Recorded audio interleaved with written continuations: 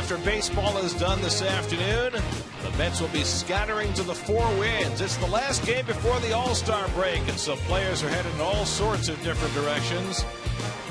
Some are headed to parts unknown, some to California, maybe to Georgia, maybe even to the barber.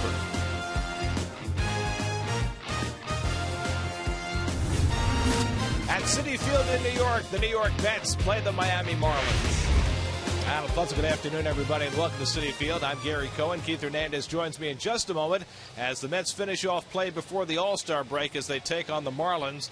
Mets have been playing wonderful baseball on this homestand, and they go for a sweep of the Marlins this afternoon. It all began on Friday night. Zach Wheeler turned in his third straight tremendous start, allowing just one run again. He struck out 6 and even contributed to the offense with his second career extra base hit, a double to drive in a run. But the big bats on Friday night belonged to the guys in the middle of the order. Lucas Duda with a bomb into the Pepsi porch against Henderson Alvarez, a 2-run shot, and David Wright outdid that. Second deck in left field, a rarely visited venue, also against Alvarez, and the Mets had themselves an easy 7-1 victory in the opening game of the series. Yesterday, the Mets had to play small ball to come from behind.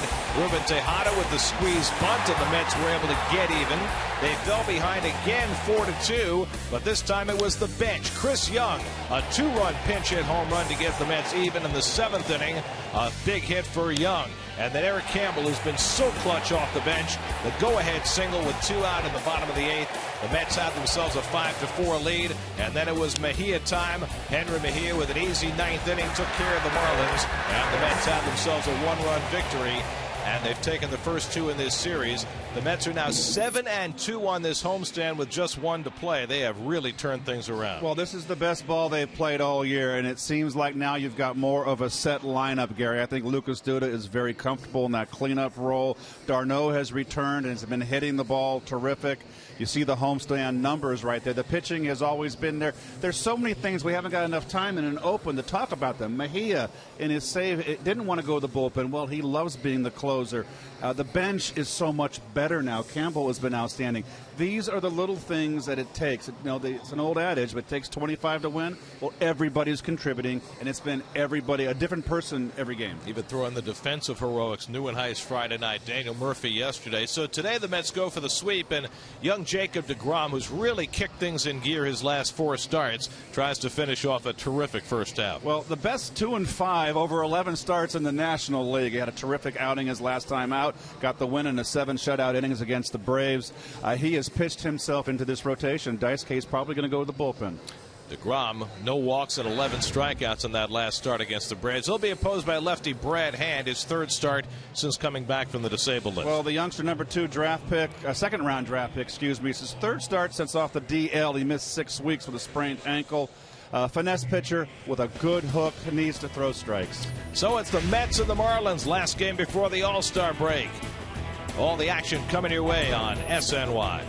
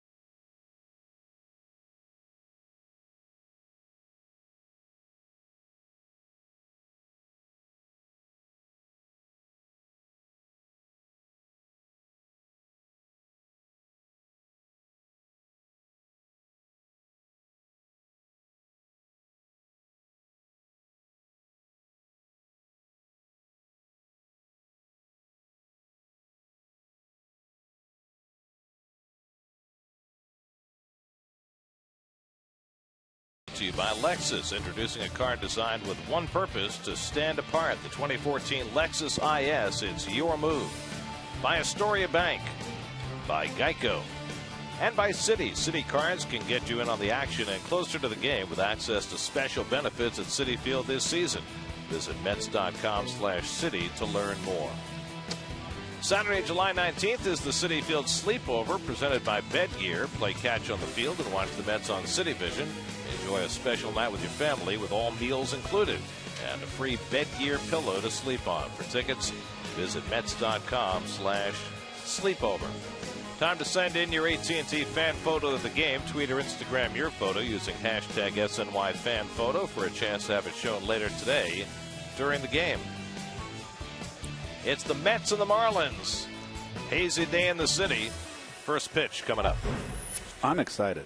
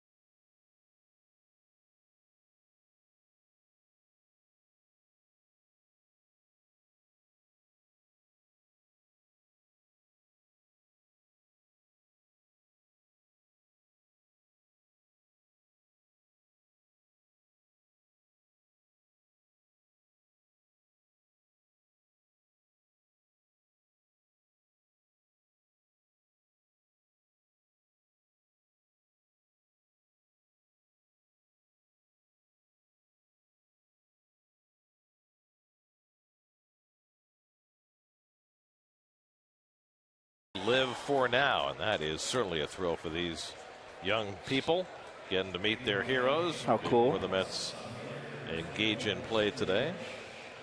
Lucas is going to be a good father when he has kids. I can just see it. He's going to be a gentle giant. Jacob deGrom set to face Christian Yelich, leading off for the Marlins. And deGrom's first pitch of the afternoon is in the dirt for ball one.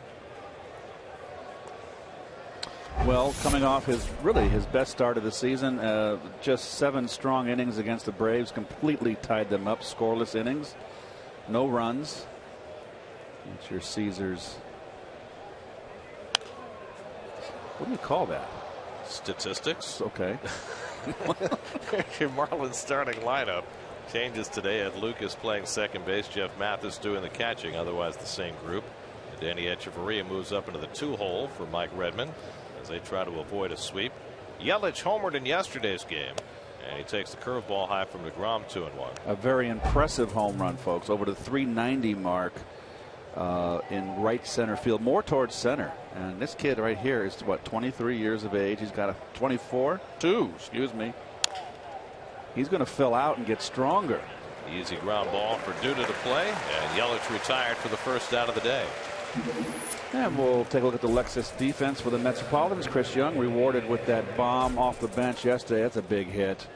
As big a hit as Granderson's. Eric Campbell gets a start at second base today. Murph getting a rest. He's not going to have much rest on the All-Star break. Anthony Recker gets a start behind the plate. I personally would have, with the 4 days off, would have played d'Arnaud today. He's a young man. He's strong. No slight to Anthony Recker. He's got 4 days to get to rest. Here's a Danny Echeverria who swung the bat very well in this series. 3 for 6 with a couple of doubles. He was on the disabled list when the Mets were in Miami a few weeks ago. Had a bit of a wrist injury, and he has come back swinging the bat extremely well. So up in the 2-hole today. He's impressed me this series with the way he swung the bat. Remember last year he just had a terrible year offensively. Here's the big guy who's mired in a slump. Mets have done a nice job handling Giancarlo Stanton so far in this series. They hope they can keep him in slumber for one more day before he heads off to the All-Star game. Echeverria takes low and away, 2-1. DeGrom making his 12th start. That's the most among National League rookies. He also has the most strikeouts among National League rookies, 64 in 67 innings this year. 3.38 earned run average. Very impressive up and down the line. He had a bit of a bobble in the game in St. Louis, but since that start against the Cardinals, 4 starts, 2-1 with a 1.75 ERA. I think when he started out where he was winless, and I think it got to him. He had a little bump there. Chicago, he didn't pitch well. Got his first win in Miami against the Marlins with 7 scoreless innings. Got his second win in his last start, his first home victory against the Braves with 7 more scoreless innings. I forget the game that he pitched, Gary, against which team. We had the bases loaded early off him. Remember, he got out of the jam. That's when I said this kid, and, he was, I don't know if he was winless at that point or 1-4. Tejada in front of the ground ball and throws out Echeverria 2 out. Umpiring crew today, Paul Schreiber behind the plate, Ted Barrett the crew chief at first, Will Little the rookie at second, and Alfonso Marquez is the umpire at third. So young Jacob, when he pitched out of that jam in particular, that showed me something, and that's what you look for. And I've always said it up here in the booth. You look for, a lot of pitchers have great stuff, but they don't have the guts. He's got guts, just like G. I spotted that in G early. Here's Stanton, who is slumping into the All-Star break. 4 for 31 on this road trip for the Marlins, and not coincidentally, the Marlins are 3-5 on the trip. Hasn't hit a home run in 57 at bats, yet still leads the league in homers, or at least tied for the lead now. Tulowitzki hit his 21st to draw even with Stanton. Stanton, though, probably a better hitter than he's ever been. 393 on base percentage, 4th in the National League, also 4th in slugging. And DeGrom falls behind him 3-0. Stanton heading to his second All-Star game. He and Henderson Alvarez will represent the Marlins.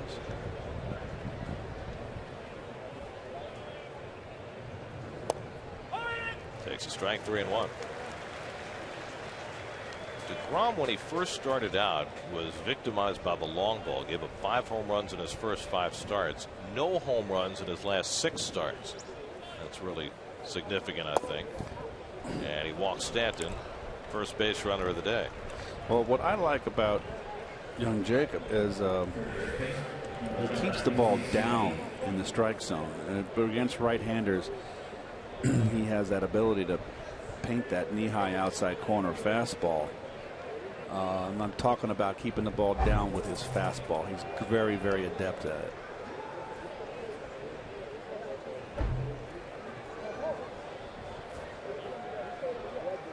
So here's Casey McGee. McGee 2 for 7 in this series.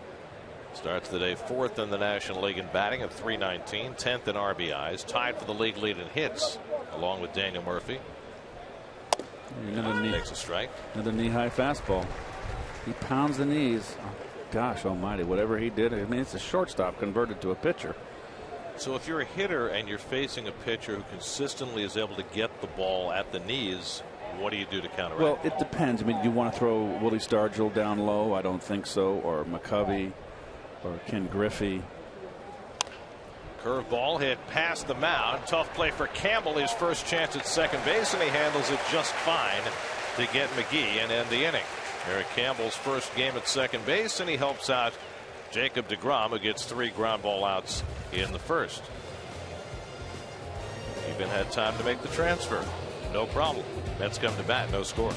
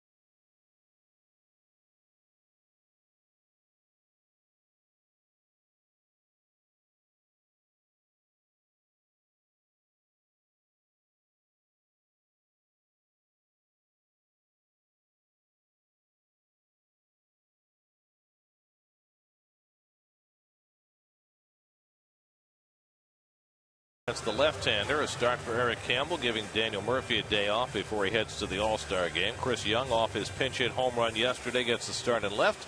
And Anthony Recker, first start in a week behind the plate against the lefty Brad Hand. And Brad Hand, 6'3", 219 pounds from Minneapolis. This is his third start since coming off the DL. Curtis Granderson leads off, and he drives one out to right field, chasing Stanton over, and he'll get there to make the catch. So Granderson trying to jump hand on the first pitch, and Stanton had it in hand. And we'll take a look at the Coors Light Marlins defense. The same outfield out there. That's a nice trio, as good in the National League as anybody. Danny Hechavarria is really got my eye. He's come around offensively. Mathis spells the catcher. Saltalamacchia. So here is Eric Campbell, who was the hero of yesterday's Met victory with a pinch hit single in the 8th to drive in the game winner. And if anybody has been a part of this little resurgence here by the Mets, this wonderful homestand that they've had, it's this young man right here. He's done it both as a starter, filling in the week that David Wright was out, playing some games at first base against lefties when Lucas Duda was sitting down. But more importantly, he's done it off the bench, which is very tough for a rookie. 6 for 12 as a pinch hitter, including that game winner yesterday. Well, he had a very, very good spring training and opened all of our eyes. He's a line drive hitter. He's not a guy trying to hit home runs. He uses all the field, and that's why he's successful. This is a big ballpark. You can't try to hit bombs here. And flips the curveball outside, 2-2. And he has the ability, you see the defense right there, pretty much straight up. And then remember, take note, the Marlins outfielders like to play shallow, particularly Stanton in right field. Campbell hits it out that way, but that'll go foul. And Stanton can play a little bit deeper, Gary, because he is really an accomplished outfielder defensively. He can go get them, and he's got one of the best arms in the game. And he doesn't really, I feel he can play back a bit because of the strength and accuracy of his arm. But you're going to tell him to move back? I know, Mike, you do it. Giancarlo, you do whatever you want.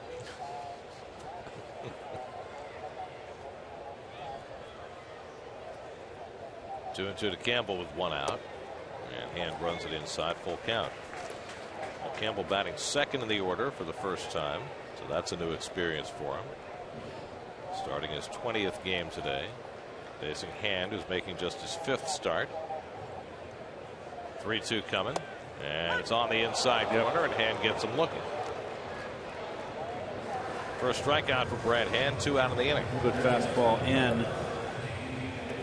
He's a finesse pitcher, as I said in the open. Overhand curveball, and this is going to hit the corner. He wants it away, and he misses on the other side of the plate, and plenty of plate. I don't know what Campbell was going to try to trick the umpire. I don't think that works. So 2 out and nobody on. Now David Wright. David 4 for 7 in this series. 4 for 4 Friday night. 0 for 3 yesterday. Hitting .402 against left-handed pitching. Second best mark in the league. Goes after the first pitch fastball. Mets have seen plenty of Hand before. His 8th game, his 4th start against the Mets. He first came up in 2011. He's pitched pretty well against the Mets. 0-2, but 2.95. I like the fact that Granderson swung at the first pitch. David Wright hacked at the first pitch. We're seeing, I think, well, a sea change may be extreme, maybe too exaggerated, but a significant difference in the aggressiveness of Met hitters. Well, they say that the philosophy hasn't changed, but clearly the visceral way that you experience the way the Mets are approaching their at-bats has changed.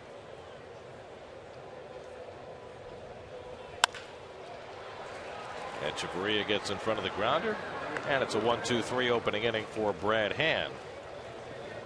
On to the second we go, no score.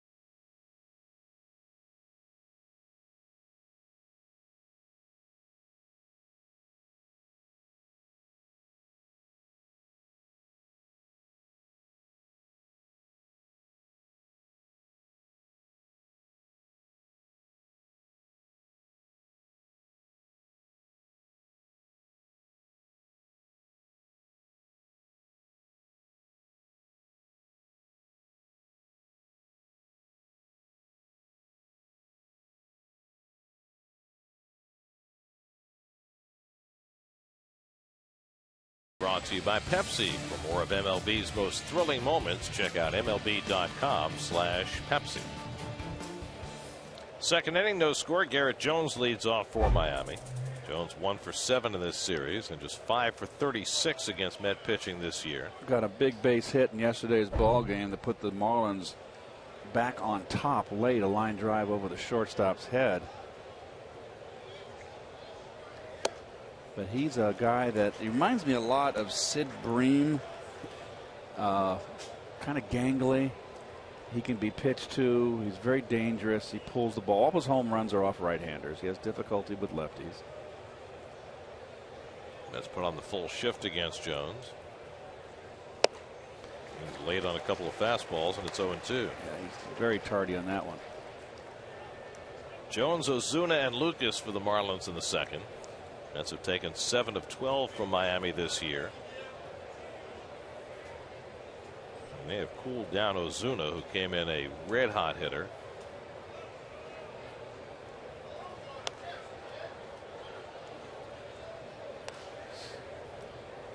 Good pitching. That's the way I look at it, Gary. We've gone here with a big shift in right field. I think the Mets pitching is just stymies a lot of the hitters that come in here hot. We've seen too much of it. Popped up into the sunshine, and Campbell shading his eyes, stays with it. 1 away. By the way, Eric Campbell playing second base. He's now played first. He played short the other day. He's played a lot of third, and now playing second base. He's only the third rookie in Mets history to play all 4 infield positions in the same season. Rod Kneale did it in the first year in Mets history. The Jeff McKnight story is even more amazing because Jeff McKnight in 1989 played only 6 games for the Mets, but he played all 4 infield positions. I remember Jeffrey. And Campbell has played some left field too. There's Marcelo Ozuna taking ball 1. So he had a hard time at third base. It really was kind of glaring. Some balls were hit that he didn't get to, but you know, he's a guy that's off the bench. It's going to help you with his bat off the bench. Yeah, I don't think he's going to be outstanding at any position. I think what you ask of Campbell is to be versatile enough to be credible at every position and be a bat off the bench. He is a guy that's going to probably get 250, maybe 300 at bats max in a season, and a lot of pinch hitting, which he has been terrific this year. Good old fastball down and in. It keeps that ball down. We've got a little sink there. And the Marlins have been a step slow on that fastball early on in this game. 1-2. Foul back. And that's what I like about DeGrom is that he throws his fastball. He goes after hitters.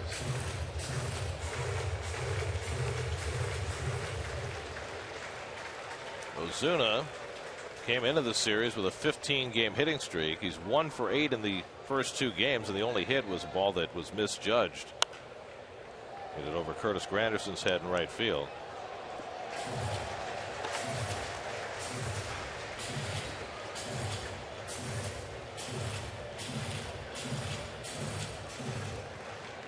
Grom recently turned 26 years old. 9th round pick by the Mets out of Stetson University in 2010.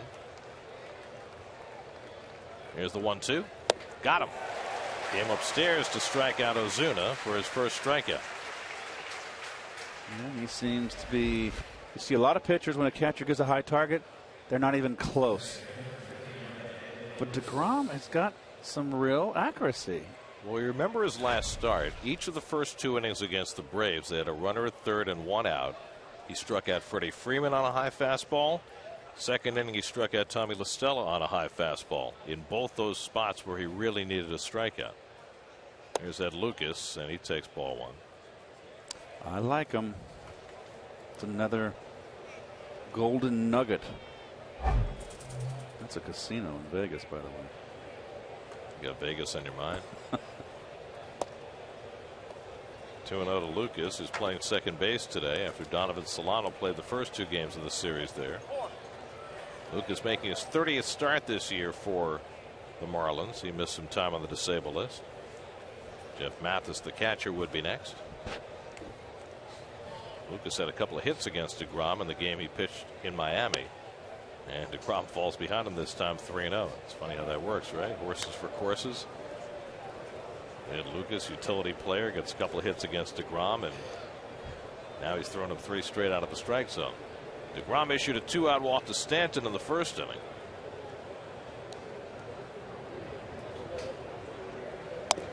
After not walking a batter in his last start, no strikeout, no walks, 11 strikeouts against the Braves. Only the 3rd Met rookie ever to do that.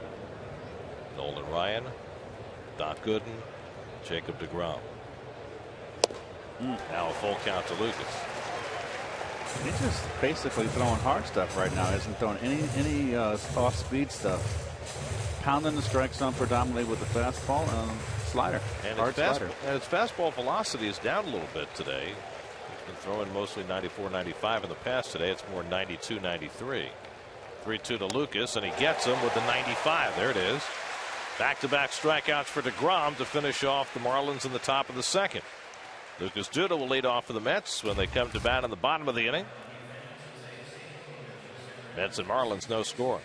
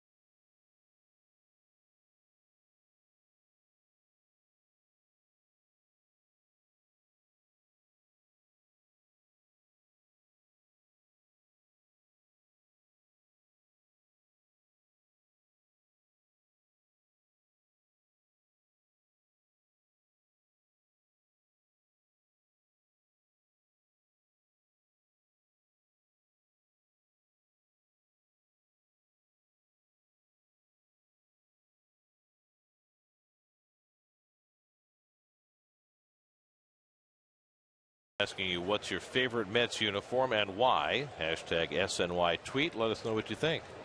Mets have certainly had their share of different uniforms this year.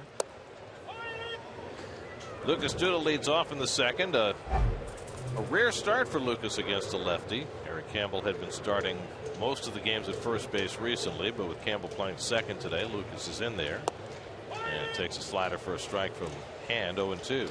Well, Lucas only has the one extra base hit against left-handers. That was the home run.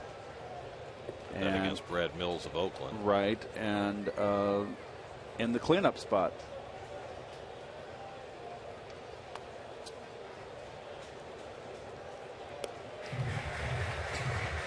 Lucas 1 for 8 in this series. His only hit was a 2-run homer in the opening game of the series Friday night.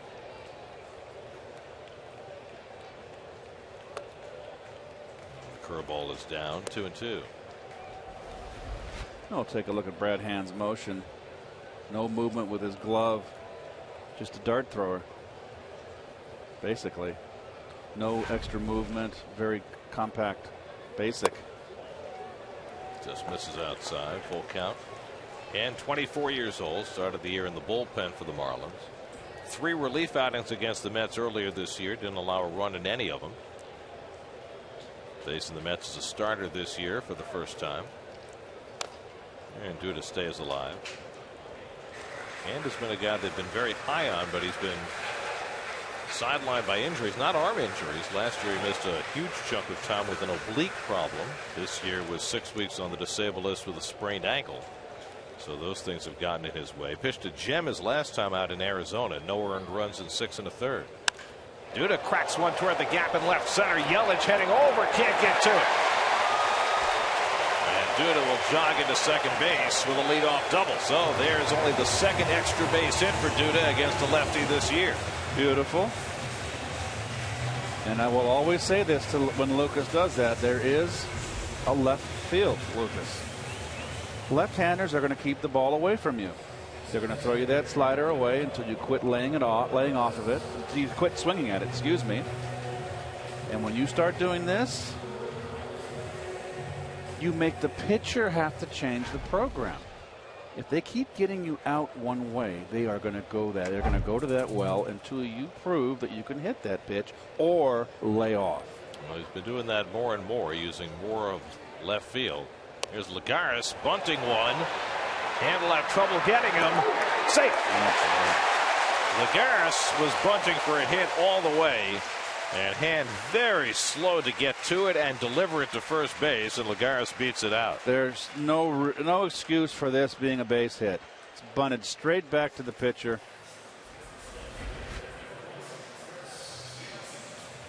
It's deadened. It's just got. It can't be. Ooh, it's close. Mike Redmond staying put in the Marlins dugout. He beat it. Lagares runs. He gallops when he runs.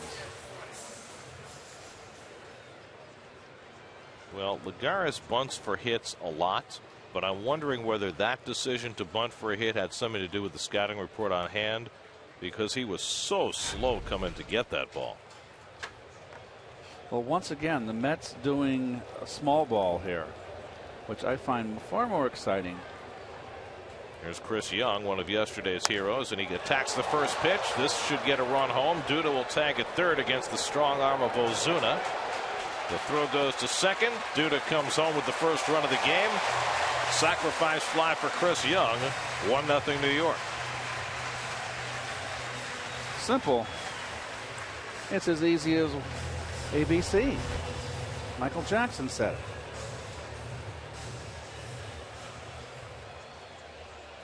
So Lagares, it's not a good stretch by the first baseman. It's almost a tie base. Very close. That would not be overturned. Nope. So Young, with the 2-run homer to tie the game yesterday, drives in the first run with a sacrifice fly. So really the Mets have really capitalized. They're doing things, Gary, I thought about it last night. They're doing things the other clubs were doing to them. Taking advantage of their mistakes. Now the Mets are taking advantage of miscues defensively or mental mistakes. They're taking advantage of the opponent. Anthony Recker getting his first start since last Sunday when he hit a home run against Texas. Anthony had gone into a bit of a slump after Travis d'Arnaud came back and his playing time dried up, and now the last 5 games he started, he's 5 for 16, swinging better.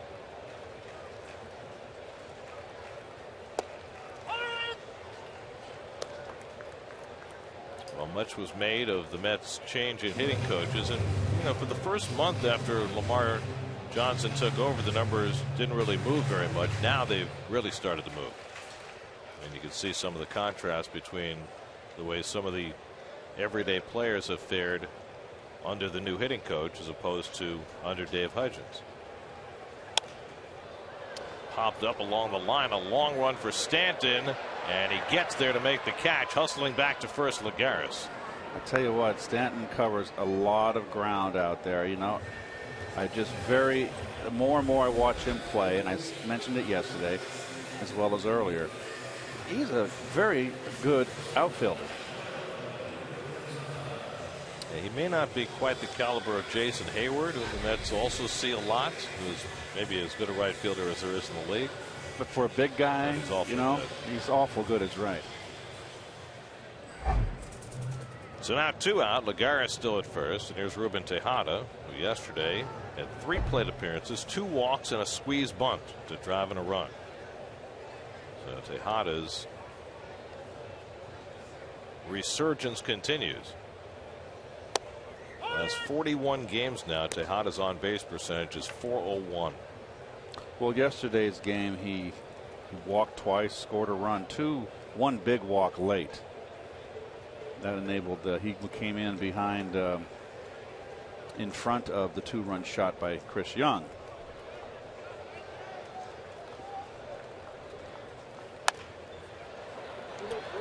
Lucas handles the ground ball. Tejada retired, and so are the Mets. But New York jumps in front. Duda gets him started with a double. Chris Young gets the run in, and the Mets lead 1-0 after 2.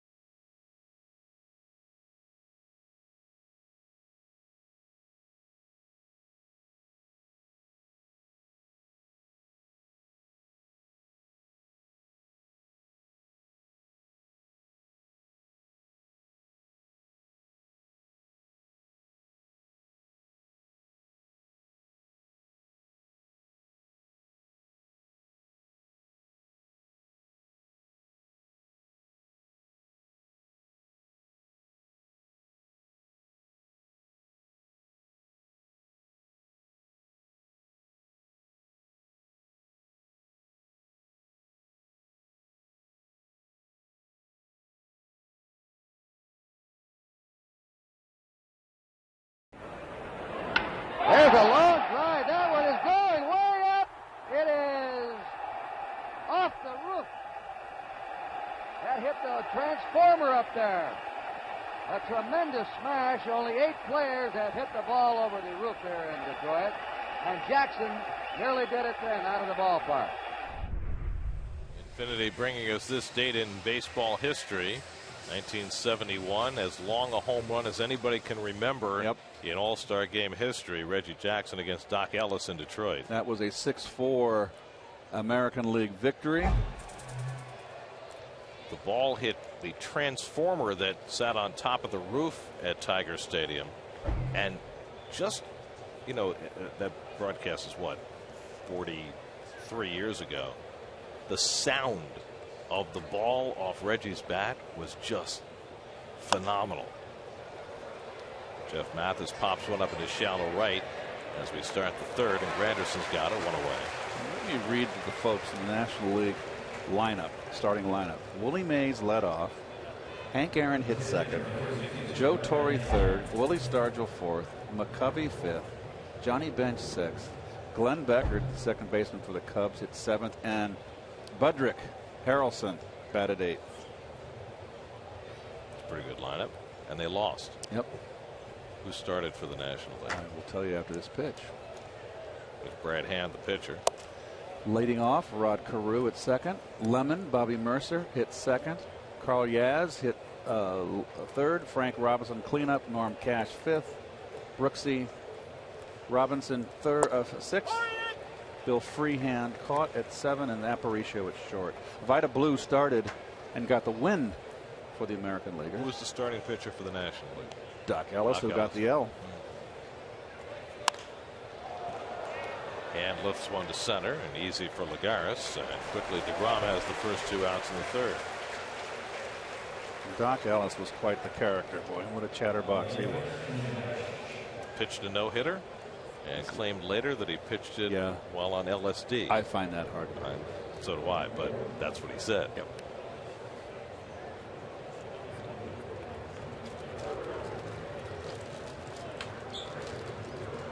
As they say today, just tripping, man. Yeah.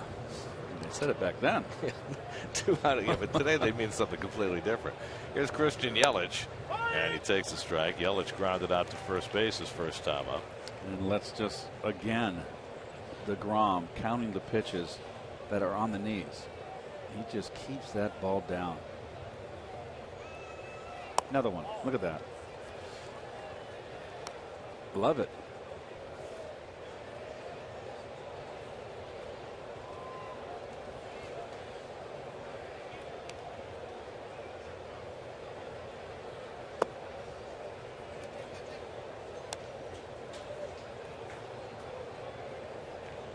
Recker gives a nice target.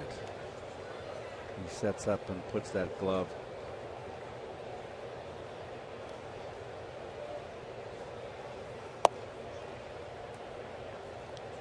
3-1 to Yelich. Brahms without not only one base runner, a walk to Stanton in the first. He's retired 6 in a row since then.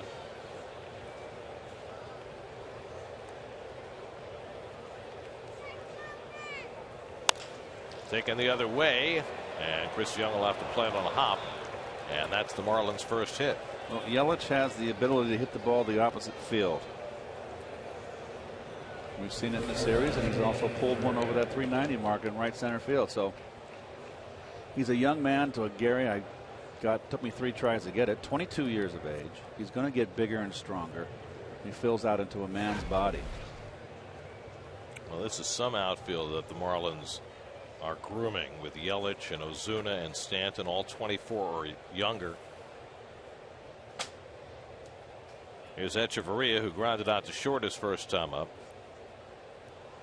Yelich a stolen base threat, 11 this year in 13 tries. And DeGrom will keep an eye on him. Well, kids, what did the number 1 rule when you hit? You got to keep your eye on the ball. Well, that exemplifies it right there. I could never keep my eye on the ball. Just because you were afraid. No, I couldn't hit. So you were flailing. I just guessed where it might be, closed my eyes, and took a big swing. Oh, Yelich runs. Recker's throw is high, and the tag is made by Campbell, and they got him. Nice job by Campbell to handle that throw from Recker and get the quick tag down on Christian Yelich to end the inning. Mike Redmond to the top step of the dugout. He might come out to challenge, and here he comes. I think he's out. So Redmond is coming out, so hold your horses. Looked like he was out. Stop the music. Might have a challenge here. The Mets have already left the field, which they're technically not supposed to do, but Redmond took a while before getting out there, and now he's heading back, and so no challenge. He's out. And Yelich is out. So now Continue you can the music. Roll your commercial break. Continue music.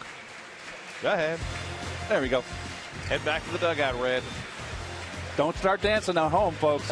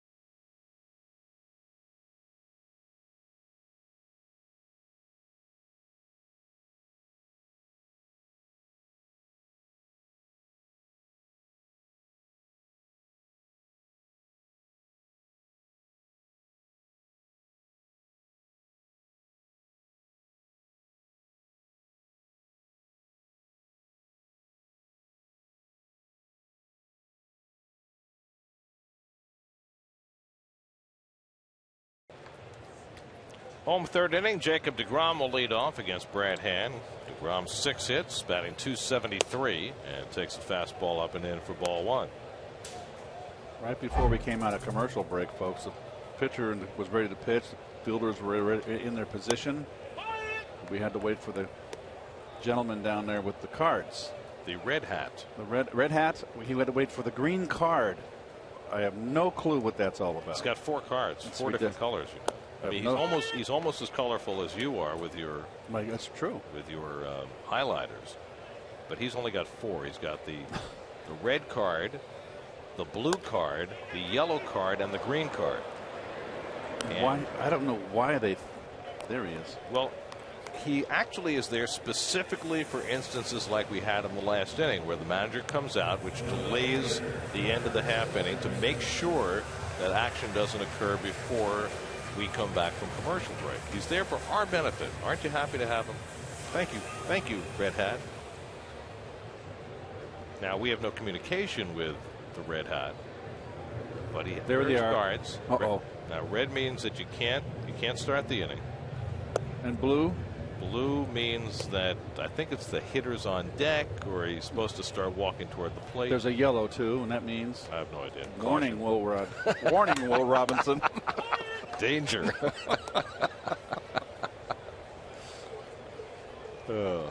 See, now in football it's much easier. They've got the red hat on the sidelines, and he's got the neon gloves, and when he crosses his arms they can't start play, and when he walks back off the field they're all set. But this is baseball. We have to make it a little more complicated.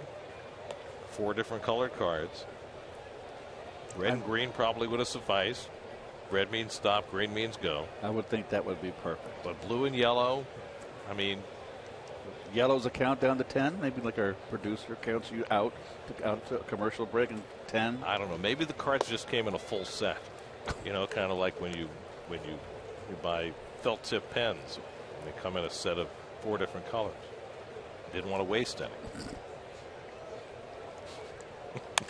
Granderson drives one into right center field. That's down for a hit. Stanton does a great job cutting it off, and he'll keep Granderson at first base. Well, we talked about Stanton in the outfield, and there's your prime example. This ball was ripped. He's playing shallow, and he can cover ground. Look at him. That's a nice play. Very nice. There's the strong arm. Granderson was thinking 2 out of the box, but had to slam on the brakes when he saw Stanton make the nice extension to get this. So the Mets have their 3rd hit against Brad Hand, and lefties have 2 of the 3 hits. Here's Campbell. First pitch swinging off the pitcher's glove. Echeverria with the great reversal of direction, but he couldn't make the stop, and the Mets have 2 men on. Very fortunate for the Mets. So when things are going your way, stuff like this happens. This is 6-4-3 on your scorecard. Taylor-made double play. Echeverria has it covered and can't slipped. Feet came out from under him right there. So he has to use his bare hand. Can't make the play. Mets are in business. Scored an infield hit for Campbell, which gives him a 10-game hitting streak, which is a remarkable hitting streak when you consider that a large chunk of that was as a pinch hitter. So the Mets have 2 men on for David Wright. David grounded out to short his first time up. Mets cashed a run in the 2nd inning on a sacrifice fly for Chris Young, and looking to extend their lead now against Hand. Pounded David in 3 fastballs last at bat. Leads him off with a backdoor curveball. Pretty wise pitch right there after you pitched aggressively inside with 3 fastballs and got David to ground out to shortstop. Leads him off with a backdoor hook. I say he's going to go back inside sooner or later. There the catcher looks like he's going to set up in. Nope, they're going to stay away. Oh, borderline. That's a call you don't want to get in the course of a game. You're 0-1 or it's 2-1 and it's a borderline fastball. I thought it was low, and the pitcher gets the call instead of it being 1-1, and now you're 0-2. And you got to bear down. It was on an 0-2 pitch on Friday night that Wright hit one in the 2nd deck in left field.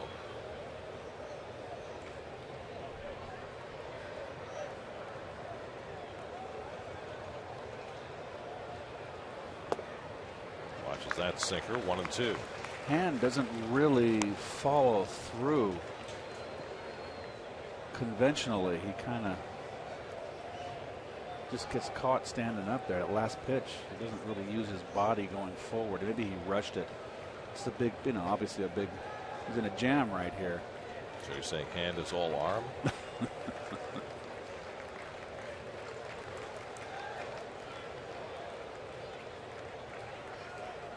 1-2 to David.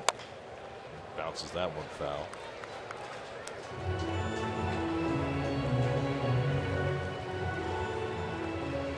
Here's a surprising bit of information. David Wright does not have a 3-run homer or a grand slam this year. And he didn't have a 3-run homer or a grand slam last year.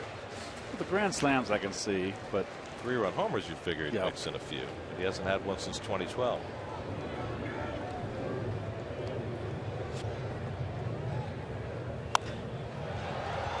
It's not going to advance anybody there. Stanton got fooled and comes in to grab it. He got a late start on that ball.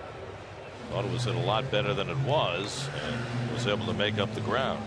I'm looking at the sun here, and you look at the shadow of the player. So the sun was not in effect on that play. You can see his bill of his cap has got his eyes shaded. He just misplayed it and then had to recover. Well, the logo on his cap was very well shaded by his sunglasses. Don't tell him I said that, Gary. Okay. I want to stay on his good side. He's really a nice guy. I know he is. I know he is. Here's Lucas Duda. I mean, you referred to Lucas as a gentle giant before. Giancarlo is a different personality, but also very gentle. Duda bats with 2 out and 2 on. Drove one to left center for a double his first time up. You can follow every Mets game with MLB.com at bat on your favorite mobile phone or tablet. Get live look-ins, instant replays, scores, stats, audio, free MLB.tv game of the day, and more. Download on the App Store or visit Mets.com today. There's the defense right there with the runners on first and second. Can't be so extreme. Where's that pitch, Steady diet of breaking balls from Hand to Duda. Got ahead of him 0-2 last time. Went to a full count before Duda drove one to the gap in left center. You see his numbers this year compared to last year. Slugging percentage significantly better. Stanton really giving the right field line to Lucas.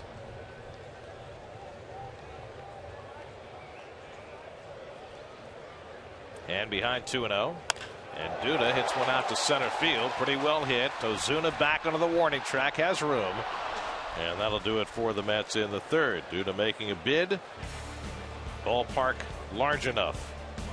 Mr. Red Hat, thank you. Oh, stop.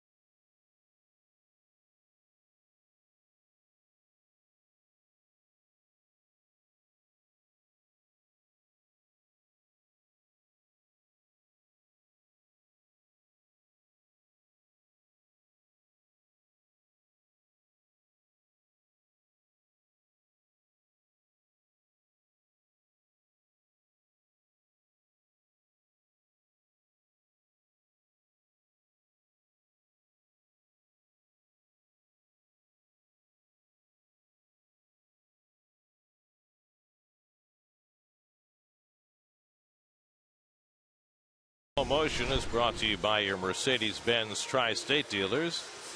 Visit them on the web at searchmercedes.com.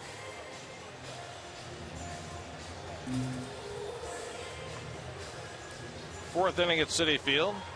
Mets looking to sweep the Marlins and finish off an incredibly successful homestand. Jacob deGrom working with a 1-0 lead as Danny Echeverria leads off in the fourth. 3 for 7 in the series with a walk.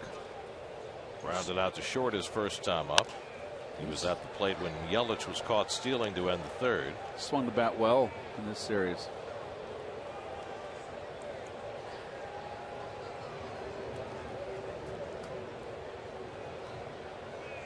Echeverria up, Stanton on deck, McGee behind him.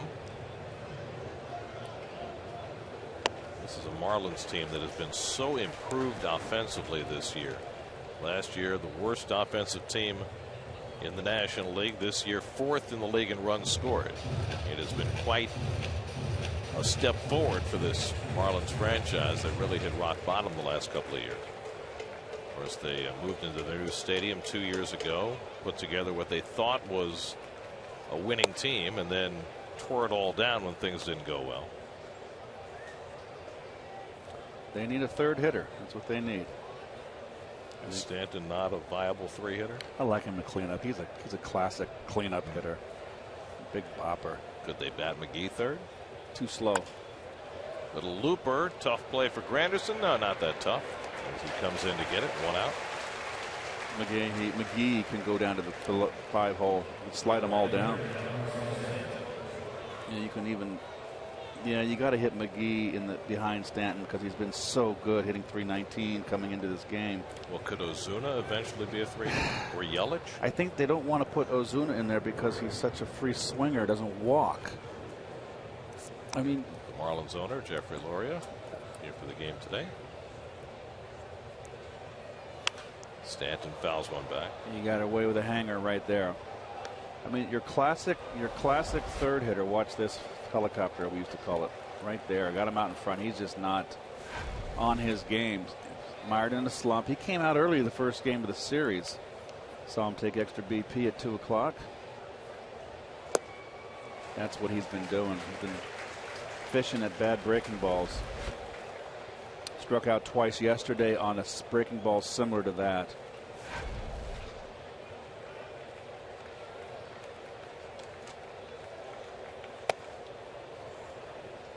Actually, he struck out 3 times, but 2 of the 3 strikeouts were chasing sliders.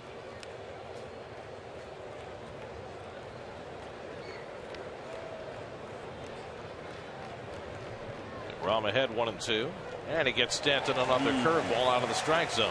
Wow, that's just a really bad at bat right there. I mean, we all had him. Third strikeout for Jacob. But that's lost in a forest right there. When you look like this.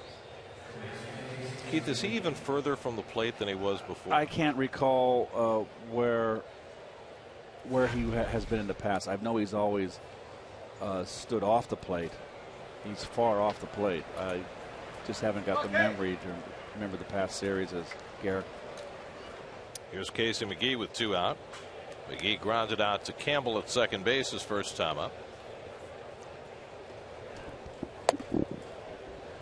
We were talking about the Marlins offense, and you see how they've progressed. Better than a run per game ahead of last year. Well, remember, they got nothing offensively from catcher, third, and first base.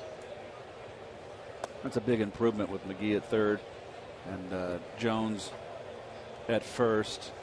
Saltalamacchia has been so-so. And Stanton's been healthy all year. Yes, Stanton is the guy that is so critical. And then you add the contributions from Yelich and Ozuna. Ozuna, who was there only briefly last year. Nice change. 2-0 changeup from deGrom. And McGee was fooled. Doesn't give it away. It's right down the middle, but late sink. And I'll tell you what, I am just getting more and more impressed with this young man each time he gets on the mound.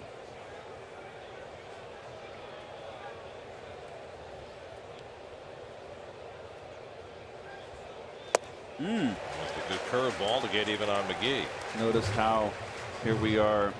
He's running through the lineup second time.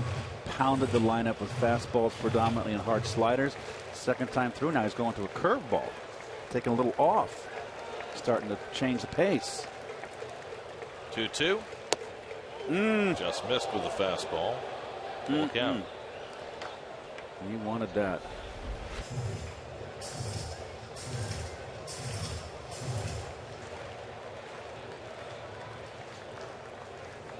That is just missed, but I tell you what, that's too close to take. Up the middle, and McGee's got himself a 2-out hit. So a 3-2 curveball from DeGrom, and McGee has the Marlins' second hit of the day.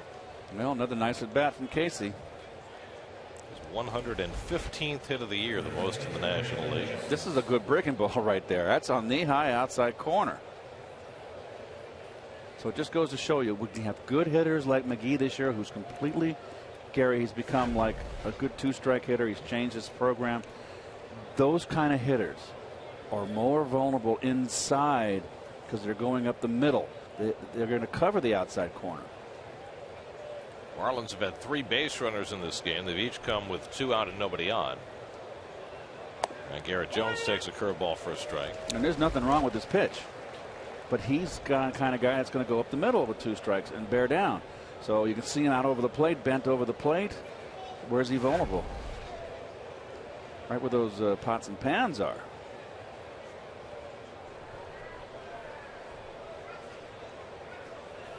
Shake, rattle, and roll.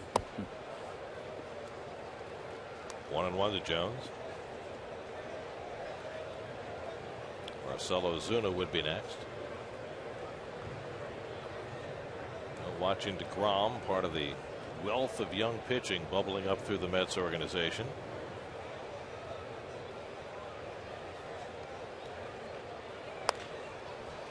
Jones lifts one into shallow right. Campbell whale out there.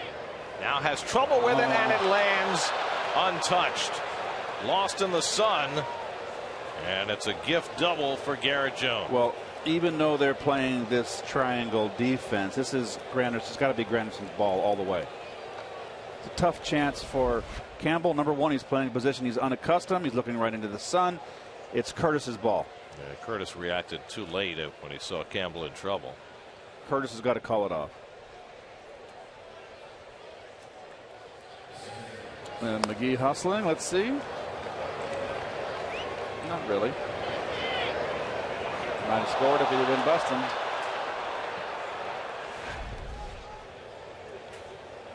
So a bad break for DeGrom. Now he's got to deal with a second and third 2-out situation when he should have been in the dugout. Marcelo Ozuna struck out his first time up.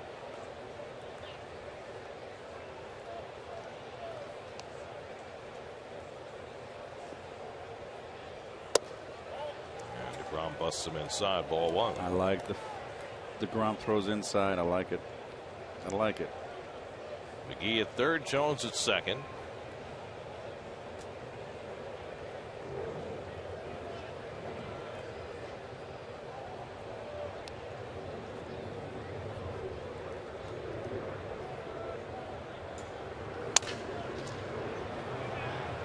Tejada with a running toss, not in time, and the tying run scores.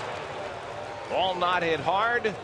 Tejada circling in on it, and Ozuna able to beat it out as McGee comes home to tie the game at 1. David backs off. It's not his play, and a ground ball like that's just great hustle by Ozuna. He clearly beats it. He smells it. Just wonder how deep Tejada was playing. Remember, last year, who was the backup shortstop, the left-hand hitter? Quintanilla always played a too deep shortstop. And we saw an awful lot of that, too much of that. So here's Ed Lucas, an inning that DeGrom twice thought should have been over. He thought he had the third strike to McGee on the 2-2 pitch. Didn't get it. McGee got a base hit. Jones hit a pop-up that got lost in the sun for a double. And now Ozuna's infield hit plates a run. And Lucas takes a strike. So a pretty good test here for DeGrom, who rightfully should have been in the dugout a long time ago. Jones now the go-ahead run at third. Ozuna at first.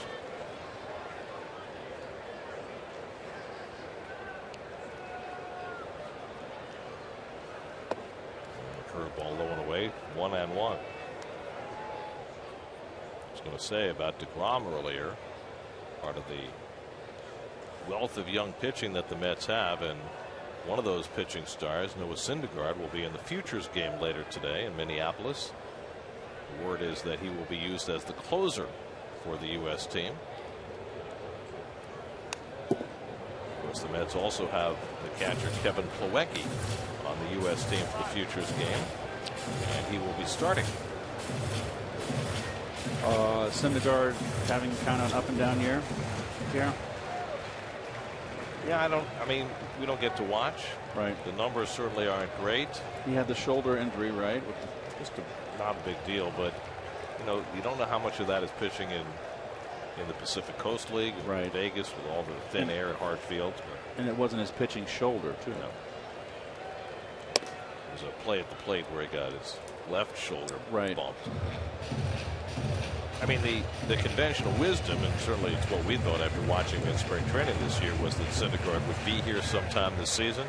Now that's certainly not a sure bet. Well, keep him hungry. Right now, where the Mets starting pitching has been going, his presence is not required. 2-2. Got him. Good high fastball by DeGrom to strike out Lucas. 3 straight questionable hits, and it's a 1-1 game.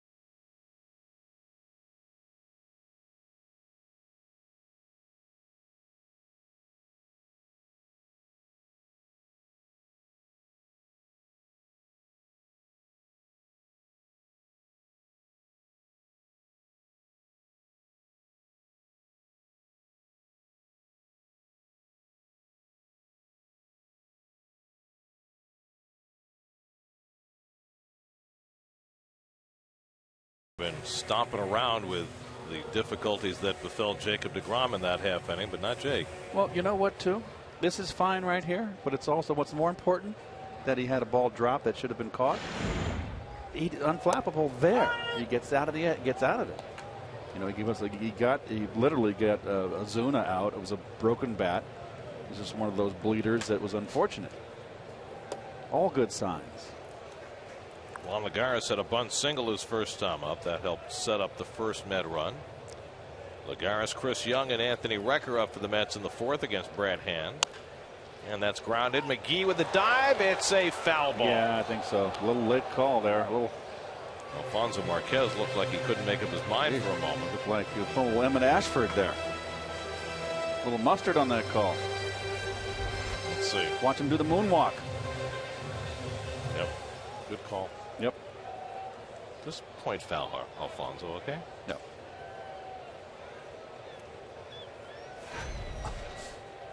Here's the 1-2 from Hand. And Lagares takes up and away. Like Mendy Rudolph on the 3-point play.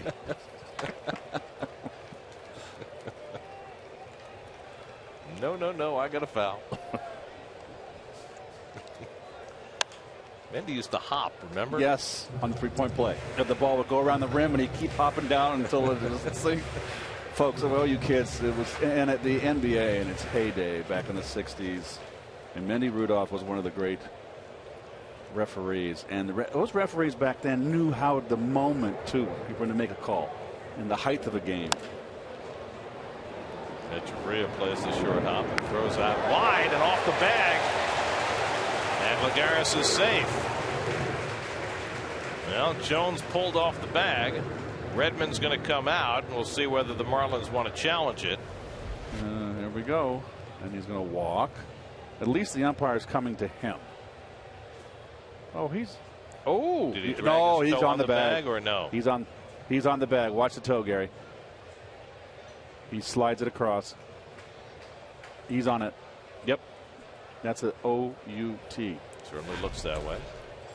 And so that's their. Yeah, remember the other night, Rob Leary put the thumb up, and we thought that meant they would challenge, but it meant that they were not going to challenge. Here, the hat wave means that they will challenge. Here comes Inspector Gadget with his gear. He clearly, it's not great footwork. The throws, he's. Can we see that and just give a quick little while they're on the side here?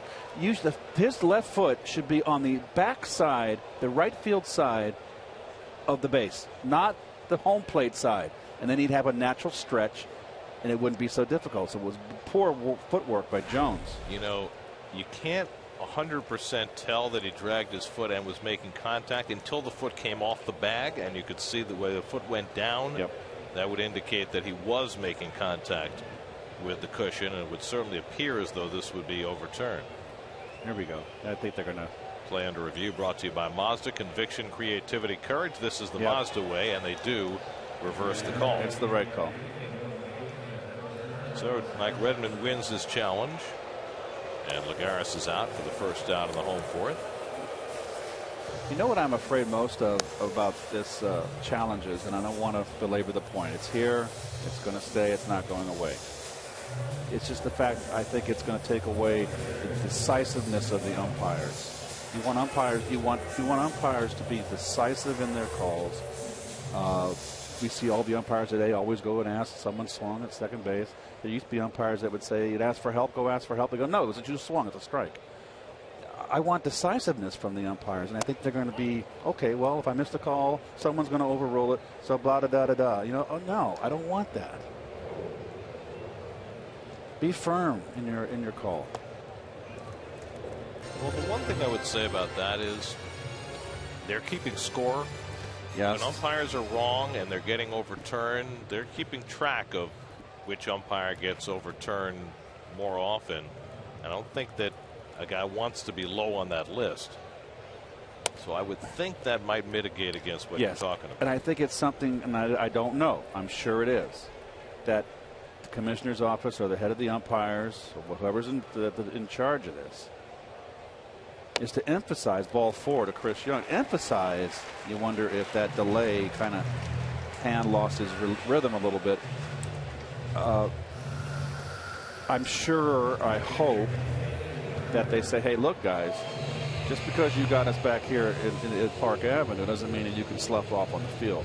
And we are keeping tabs, so we still want you to umpire decisively. Well, my greater fear is that you have umpires on the field, and the guys who are judging the replays are also umpires.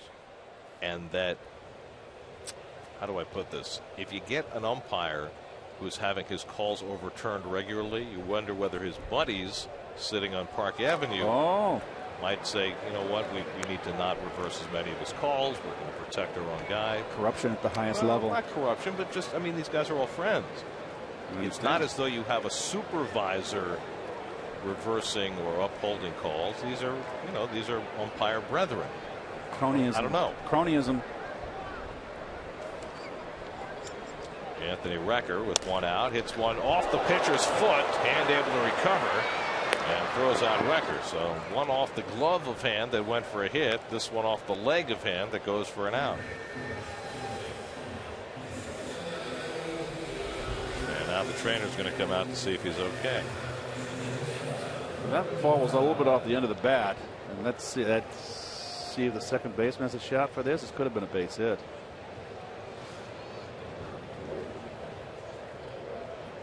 Got him somewhere on his right leg. I don't know if it got ankle or somewhere above that. Well, rub some dirt in it. You don't want to leave this game, do you? Get a couple tosses. You're allowed some tosses to see if you're okay.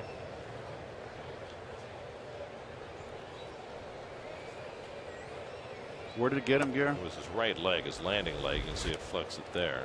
Whereabouts in the right leg? Did it get him a calf, ankle? Calf or ankle? I think it was a little higher than the ankle. Oh, okay. Yeah. Oh, it got a bone. Above It's shin. Above the ankle. Look at him do the dance. So it got the shin, the side of the shin. Yep, got some bone. That hurts. But he's okay. He'll stay in the game. Now the go-ahead run at second with 2 out. The number 8 hitter Tejada up. You got DeGrom, who's a pretty good hitting pitcher on deck. So we'll see how the Marlins approach this. And they're going to walk Tejada intentionally and pitch to DeGrom. So you see the the way the challenges have gone. Nearly 50% have been overturned, and you know it's a tough measurement because managers for the most part are not going to challenge unless they're pretty certain that the call is going to be overturned. I'm actually surprised that the number isn't higher. You know what I mean? It's right. not, I mean, you're only challenging calls when you think you're right because you have your video guy check it first. So I would have thought it would be higher than 50%, but it's not. So Tejada gets the intentional walk. By the way, only Giancarlo Stanton has more intentional walks in the National League than Ruben Tejada. I personally would pitch to Tejada. That's his 9th intentional walk this year.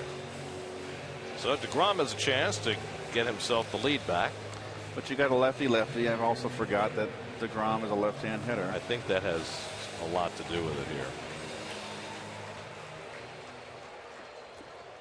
So Jacob bats with 2 out and 2 on. Get a comebacker to Hand his first time up. Chris Young at second, Tejada at first. Don't be diving. It was unintentional. Catcher set up outside, but that sends a message right there. Let's see if young Jacob stays in. Looking for his first big league RBI.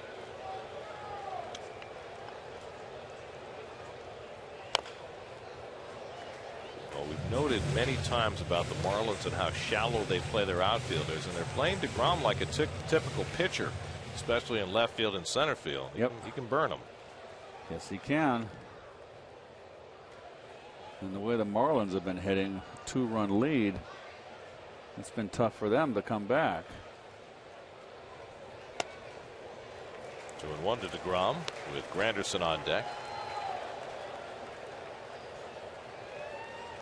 I like this Hand here. I like his stuff, Brad Hand. He's got a chance to be. He's a left-hander. He's got a chance.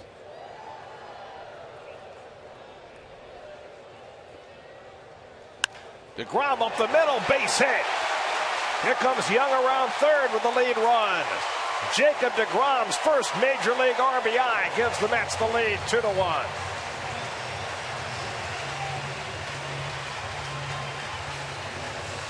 Not your typical hitting pitcher.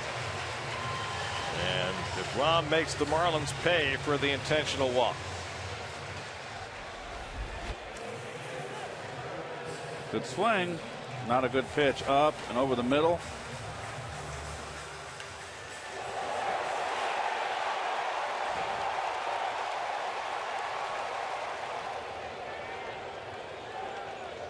Yeah, that's a reason to smile. Another ball for his mantelpiece. 2-1 New Yorkers. Granderson with 2 out and 2 on. And Curtis takes the fastball low. This is one of those spots where your pitcher may be a little unnerved after giving up the 2-out hit to the opposing pitcher. Granderson 1 for 2, singled his last time up. It's a curveball for a strike. Well, remember the first pitch was up and in. I wanted to see if DeGrom would stay in. Well, there's your answer. Fastball out over the plate, outer half, stayed in. If he pulled off, he wasn't going to make contact. 7 for 24 now. He's hitting .292.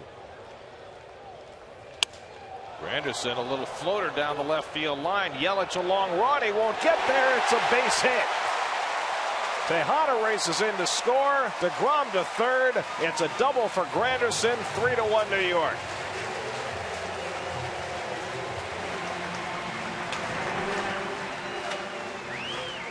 It was ruled a fan interference double. A little pop fly for Granderson that falls in. Fastball too much in the middle, jams him. Nothing you can do. You'll take it if you're Curtis. Yeah, there's definitely some interference there.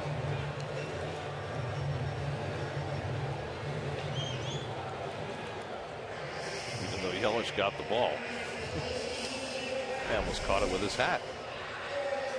43rd RBI for Granderson. So the Mets have cashed 2 after the 2-out intentional walk to Tejada.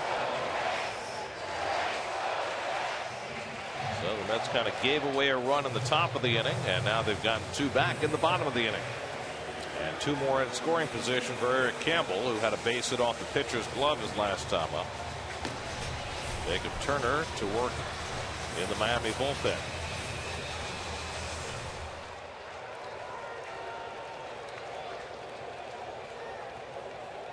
DeGrom now at third, Granderson at second. Huge at bat here for Campbell. Base hit could give the Mets a 4-run lead. So the decision to walk Tejada, which I said I would have pitched him. Now he could have got DeGrom out, and it's a moot point. And, you can't second guess it, but I always love having that pitcher come up.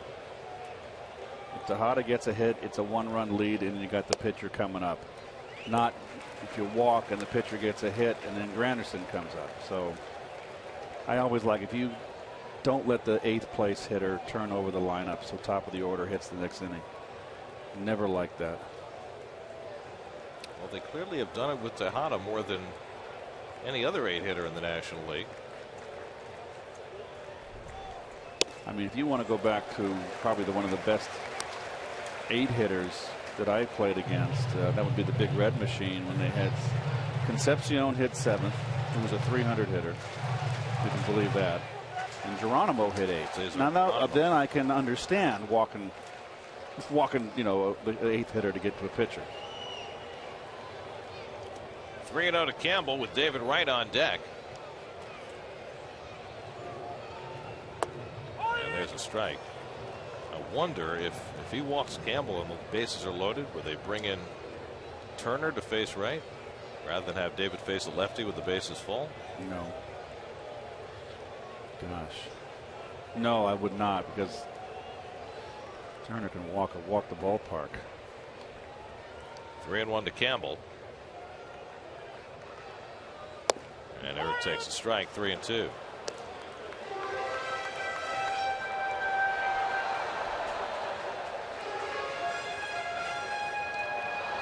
Met pitchers now have 15 hits this year. DeGrom has 7 of the 15.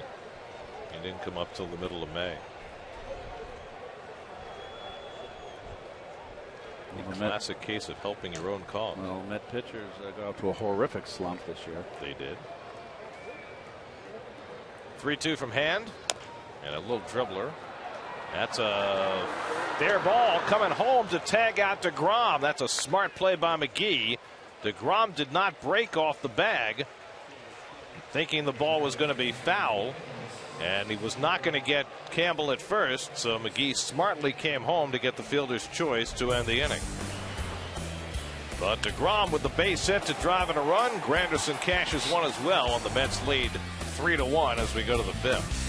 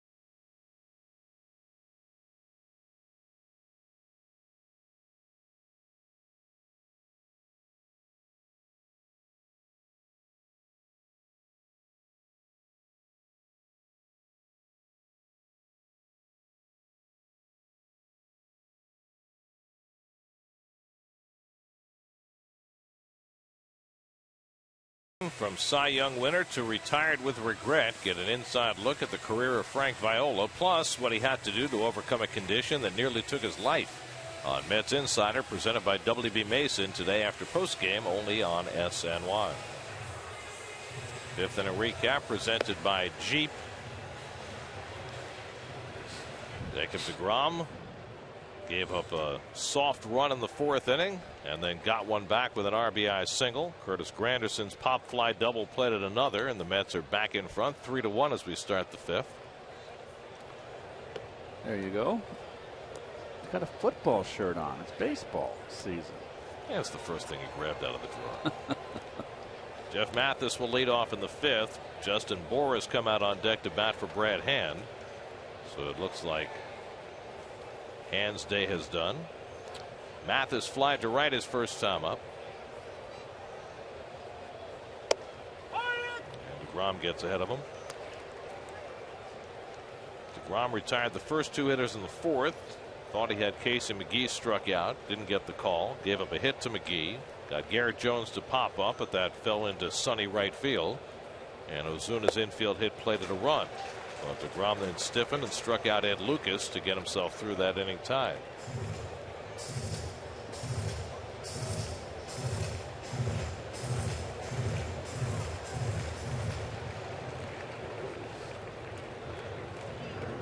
Oh, 0-2 to Jeff Mathis, making his first appearance in this series.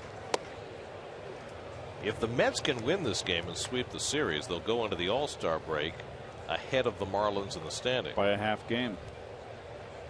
Third place. Mets have been behind Miami for most of the year. Washington ahead right now, 3-0 in the fourth. Line down the right side, foul.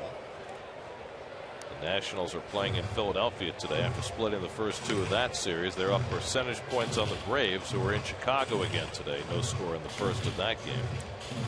Mets were down 11 games in the standings a week ago. They've made up 4 games in the last week. Interesting development in Atlanta today. We were talking when the Braves were in here earlier in the week about the situation with Dan Uggla, the fact that he has been benched with a huge contract and a lot of money coming to him next year as well as deGrom strikes out Mathis. Well, today the Braves suspended Uggla for a game, saying they have not yet announced why, but the speculation is that he arrived late to the game yesterday. We were talking about, having a guy like that on your bench, can it create a difficult situation for a team? I think that it'll be a one-time thing. I can't speculate what happened. Remember, Chicago are day games, and Chicago can go to 4 or 5 in the morning. So who knows? I don't know what went on, but I think Uggla will take it like a pro, pay his fine, and that'll be the end of it. And he won't show up late again. That's my. But do you think they'll keep him around the rest of the year? I don't know. He's dead. He's dead weight right now. Right. He looked terrible at the plate. He's not a guy that can come off the bench. Although I think he can. He's lost all his confidence. It's a good changeup by deGrom, and he gets ahead on Bohr 0-2.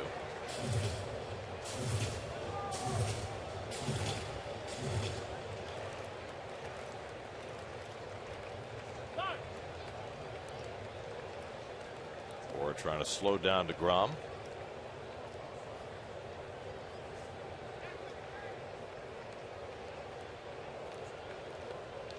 Oh, 0-2 coming.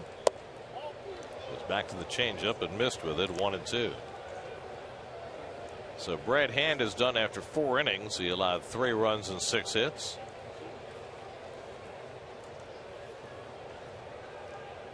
And the Marlins will be in their bullpen early. 1-2. And Bohr pops one up in foul ground right to the railing and can't quite make the connection. Usually if David gets his glove on those, he catches them, but couldn't quite squeeze it. Picks up where he's at. It's just a little bit deeper than he thought. Just ticked his glove, so it never got in his glove, Garrett. So a life for Bohr. Just missed.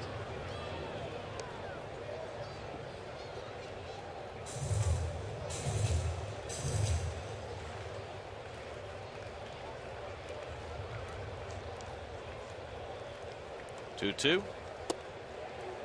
Off the corner. Full count. Yeah, nice changeup too. And seems to have an idea with it. Knows what he wants to do with it. It sinks against the left-hander. Very polished. And Bohr lines one right to Campbell. 2 out. Well, that's where the Mets have been at the All-Star break over the last half dozen years.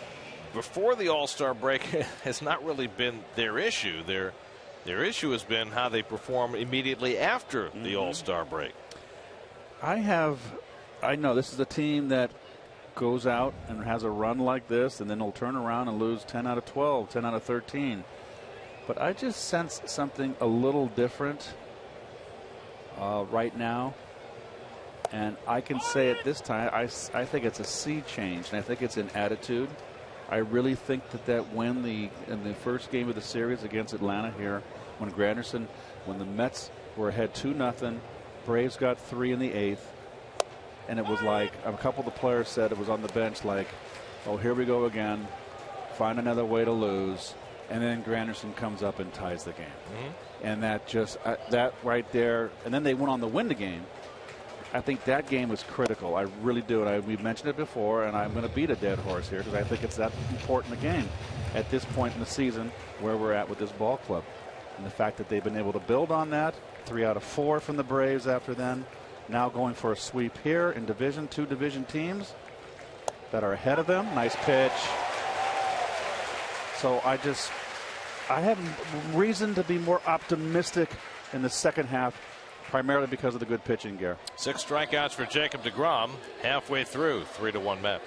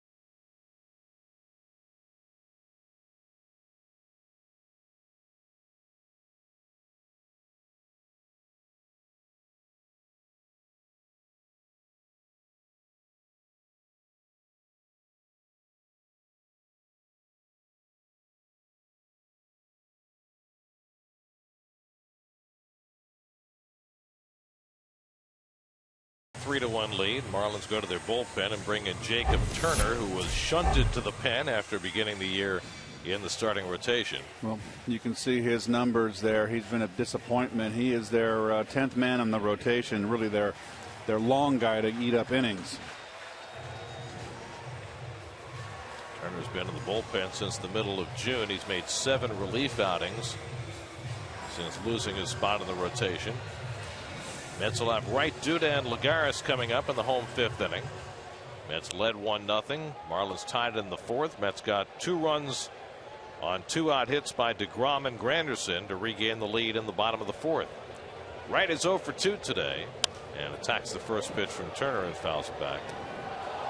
Turner's still only 23 years old. There's still plenty of hope for him. Got good stuff, just never been able to harness it. First round pick by the Tigers back in 09. Came over in that big trade 2 summers ago when the Marlins started to clean house. Sent Anibal Sanchez to Detroit.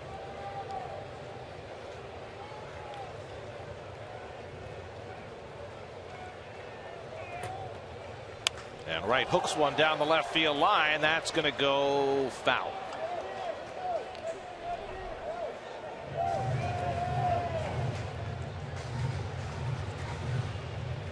Red Hand went 4, allowed 3 runs, 6 hits, walked 2, 1 intentionally, struck out 1. The intentional walk proved to be very costly. Yep. Well, the first walk too. Both runs in an inning were walks. Well, you made a good point though. Lagares was called out on the challenge, and then Hand immediately walked Young on 4 pitches, almost like he lost his rhythm. Right. And that came back to hurt him as well. That's another reason why I don't like the challenges. Right hits this one down the right field side, and that's going to fall fair. And it hops into the crowd for a ground rule double. Granderson hit one softly down the left field line. Wright does the same down the right field line, and the Mets have everything going their way right now. You throw that flat little cutter and you get it belt high. It stays on the same elevation, and you can just get it in your gun sights and you shoot that plane down. 23rd double of the year for Wright. The Mets have their 7th hit of the afternoon. Here's Duda, who hit a much more substantial double to left center and scored a run in the 2nd. And that one skips in to Mathis, who was able to get a piece of it and keep Wright at second base. Luckily there, he didn't get down on that. He hit him right in the shin guard, didn't he? I wonder if it was I wonder if it was a cross up. Ooh, got the glove on it. Didn't know where it was for a moment.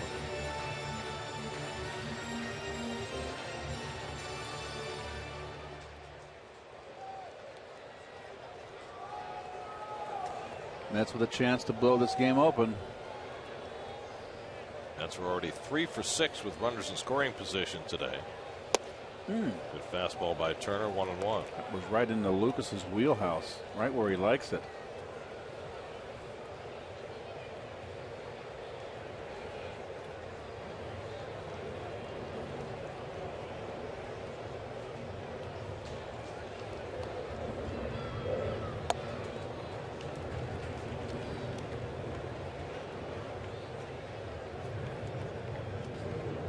Yeah.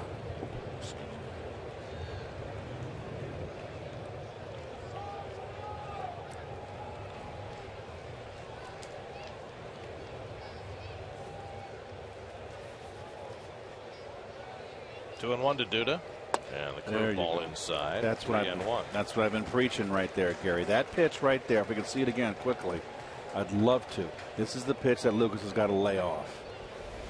This is the one he likes. They know he fishes for it. He starts taking. What's the count right now? 3-1. Thank you very much. Not 2-2.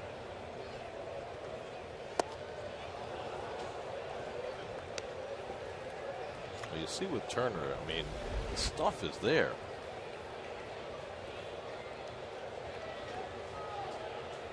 Yeah, but he's so erratic and inconsistent with his command, Gary. Exactly.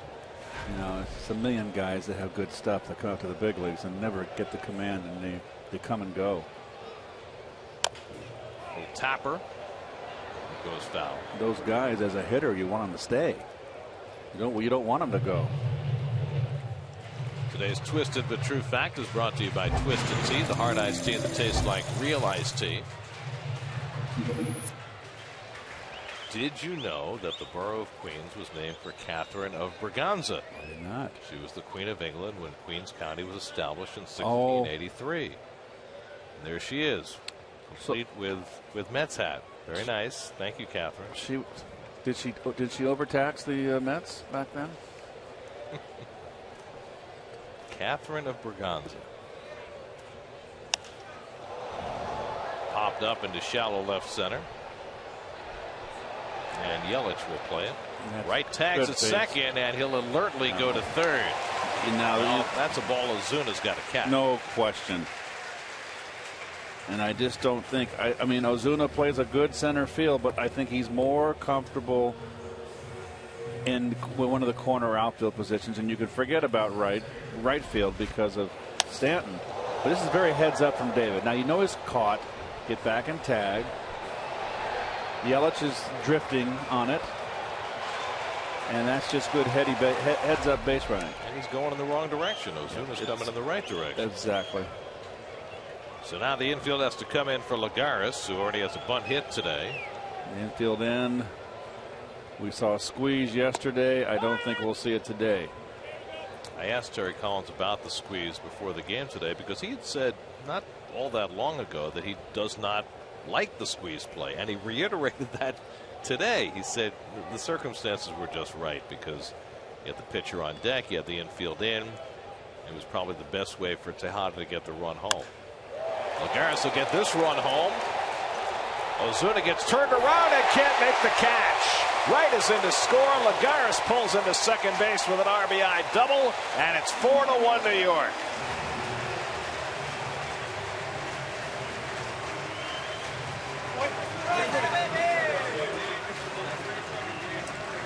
Ozuna just having a devilish time out there in center field.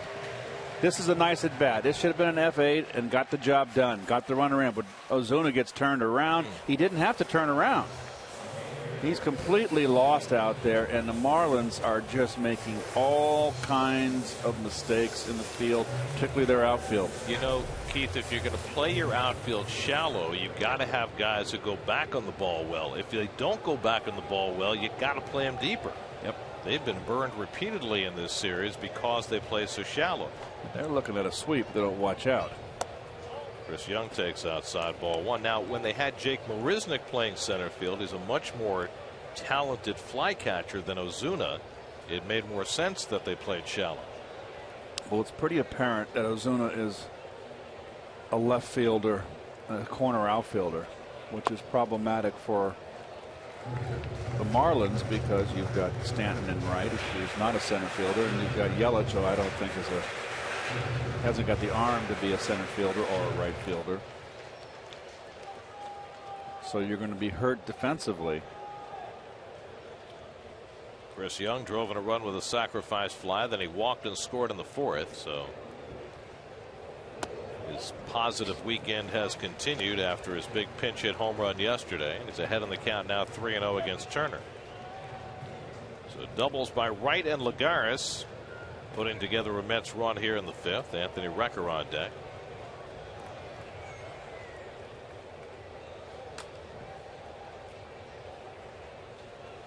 And that's ball four, and Young is on again. Well, in between innings when Turner was coming in, I mentioned to you, Gary, it's the chance the Mets have to blow this game open because Turner has been obviously having a tough season. And now the Mets are poised right here to just really put the hammer down. Chuck Hernandez, the pitching coach, out to the mound. While we have a moment, and since we have already introduced Catherine of Braganza to the broadcast today, we were remiss yesterday in not noting the passing of a very important member of the Queens community. Tommy Ramone, the last of the original Ramones, passed away. Maybe the best band Queens has ever produced. It's certainly the most influential, the Ramones. You're a big fan. Huge fan. Probably went to 50 Ramones concerts. Weren't they a big garage band when they were kids growing up? They started out, you know, making a lot of noise in the garage, and they were the house band at CBGB's, and you know, really the progenitors of the entire punk movement. There was an article in the Wall Street Journal Saturday edition about the drummer for the Ramones, Tommy, and his love for Herb Albert. Believe it or not, and the Taste of Honey album in particular. Tijuana Brass? Yes. Here's Anthony Recker, fouls it back. Anyway, I mean, Johnny and Joey and Dee Dee all passed away, you know, back 10, 12 years ago. And Tommy was the last remaining original member, so. Hey. It's a sad day. You come and go. They had a good run. Like you. Your day will come too, Gare. I'm trying to remember the line. It was Blondie, right? Die young, stay pretty. I don't agree with that. Well, but that was the punk ethos. Right.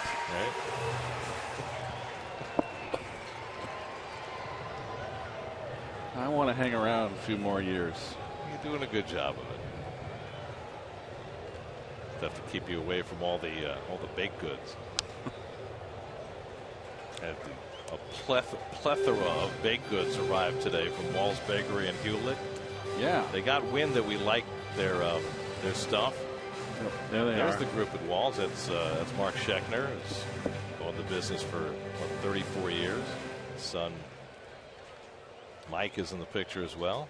Delicious. Russ brought them all in today. Got the black and white cookies. Got the Philly fluff. Everything. It's just like pecan babka. I'm going to have to go in the hot tub tonight or something. Do something. 1-2 to Recker, and he gets him on the breaking ball. So Turner has the second out. Now Russ has brought in some of the delicacies so we can show off what we've been consuming today. But you got to look at this, folks. You just got to look. You got your 2 varieties of Philly fluff. You got your babka. You got your black and white cookies. I mean, it's all you kids out there, eat your heart out. So if you're wondering why we're a little giddy today, it's the sugar shock. Here's Ruben Tejada with 2 out and 2 on, and he pops one up. And Ed Lucas waiting for it to come down, and that retires the side. But the Mets tack on a run. David Wright with a pop fly double, and Juan Lagares drives one to drive a miss. RBI double for Lagares. 4-1 New York after 5 at Citi Field.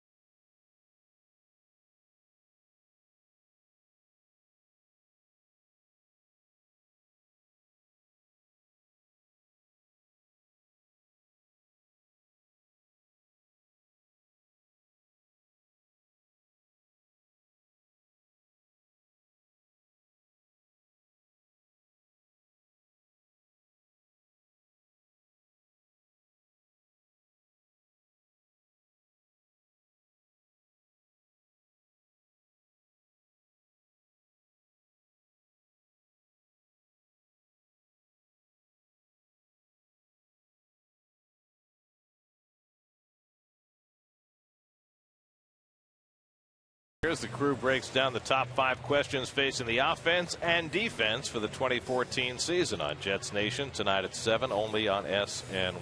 Well, he's been waiting very patiently. I know that he wants some of his Wall's Bakery products. We'll have to ship them out to wherever he is in the stadium. But here, folks, is Steve Gelb. Steve?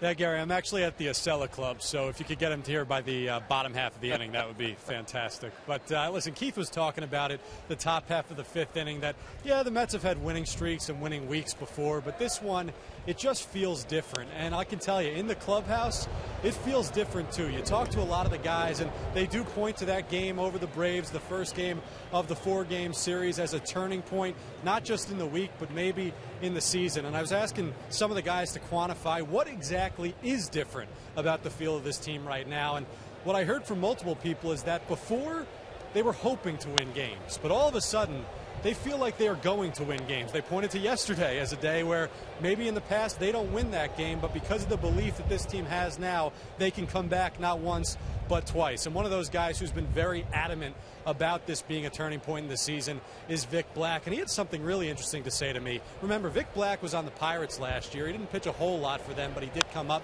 midway through the season as Echeverria pops this one up. Oh, nice effort. Just out of play. Granderson almost gets that one, so the at-bat continues. But he was with Pittsburgh, and when he got called up midway through the season, he said that the feeling on that team is very similar to what he's seeing out of the Mets this year. A franchise that had struggled for many years, and the Pirates obviously have struggled for much longer than the Mets, but they were building towards something, and finally it clicked last year. Vic Black doesn't know where it's going to lead this year, but he says right now he thinks it's clicked. Well, Keith, you were part of a team here in 1984 that went from many years of losing and all of a sudden it clicked. Does it happen like that? Does it happen as fast as we've seen it this last week? As Echeverria dumps one into right field for a base hit. I've had two experiences, Gary. In St. Louis, it was a turnaround where we came up in the Brock era. It was ending that Gibson era, McCarver. And we were losing for a while, and then it turned around. So I've gone through it twice. And yes, to put your finger on it, I can't look back. It's been so long. But it is infectious. And you do come to the ballpark here when you're bad, and you're just getting your dauber down, getting your fanny kicked, and it's a losing environment, and you get dejected. And then all of a sudden, things start turning around.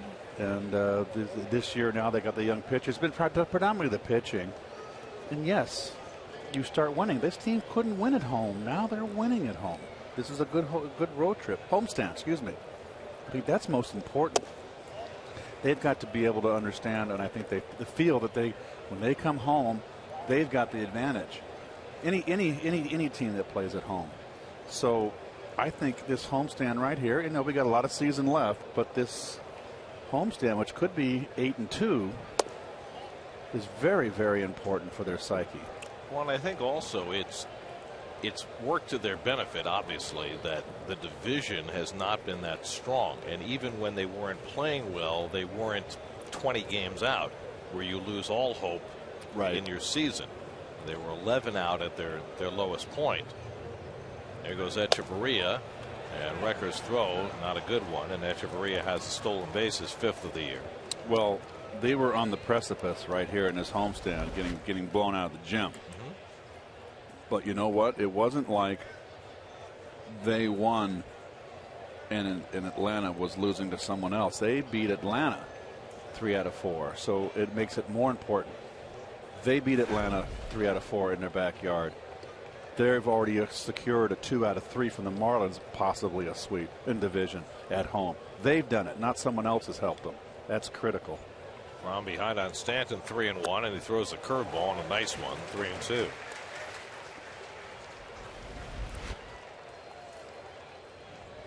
That's a hanger, and Stanton is just really, he's in it knee deep, maybe even deeper. You get down to the waist, it's real tough to get out. One for his last 20 at the plate. 3-2. Comes inside, ball 4. So now the Marlins have the first 2 men on in the 6th. Second walk given up by DeGrom. They've both gone to Stanton. Carlos Torres up in the bullpen, with DeGrom up to 93 pitches on the day. We'll see how DeGrom answers the call here. Dan Worthman, good time to come out and chat. How many pitches for DeGrom, Gare? 93. Okay, that's a lot.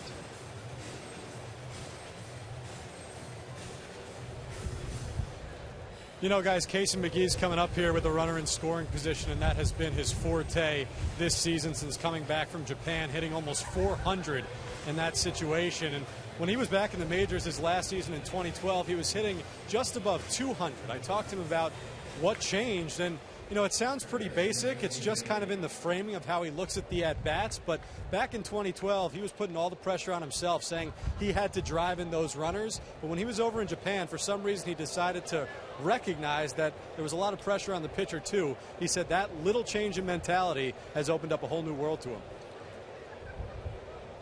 Well, it's a big spot for him here and for DeGrom, trying to protect a 4-1 lead. McGee at the tying run at the plate. Had a base hit up the middle and score the lone Miami run his last time up.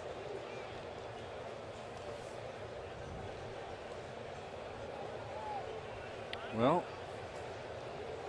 McGee is the one guy that's been Mr. Clutch for this team. And if ever this club needs a base hit, it's right now.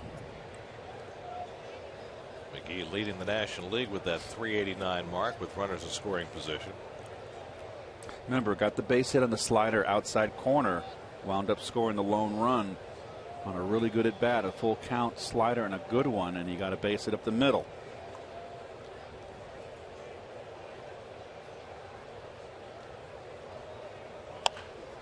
Rolls one out to Campbell, makes the flip. Tejada the jumping turn. Duda picks it out. Double play. Beautifully done. 4-6-3, 2 out. What was this pitch that got McGee out in front? Nice play. I mean, this is routine. This should be turned. Nice backhand. Tejada gets out of the way. Good scoop by Duda. Now remember, this is Campbell's first ever big league game at second base, and he only had a dozen in the minor leagues. But he handled it well. Change up. Got him out in front with a change. Okay. So 2 out and a runner at third. Mets have the full shift on against Garrett Jones, allowing Echeverria to get as much of a lead as he wants at third. And a fastball in for a strike.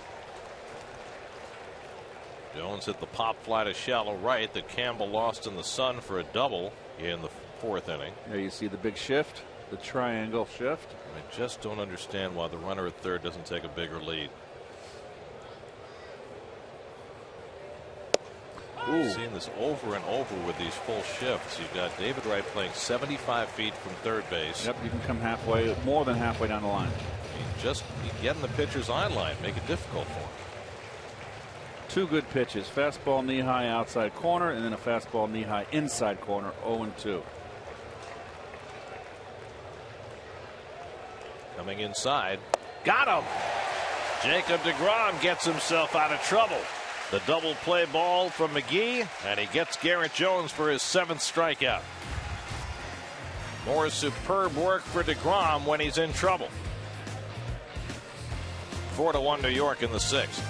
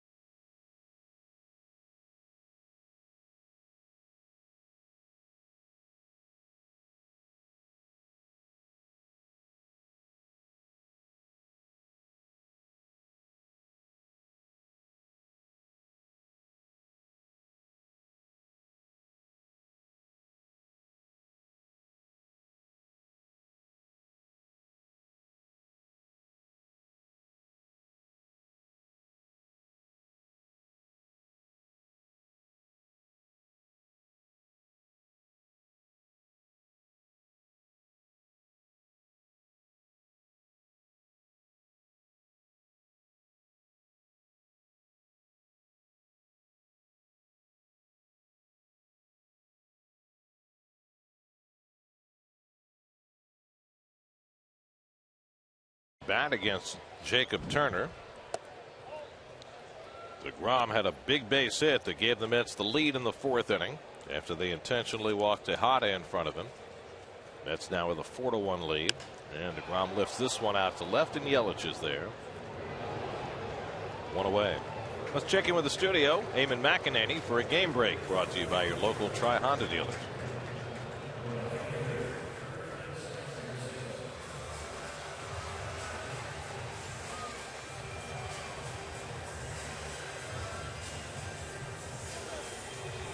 I think Worth has hit half of his home runs in the last 10 days. He has been red hot. Yes, he has.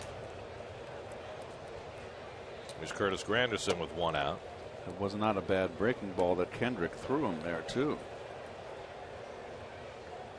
That's one yesterday on a Ryan Zimmerman game-winning hit in the 10th.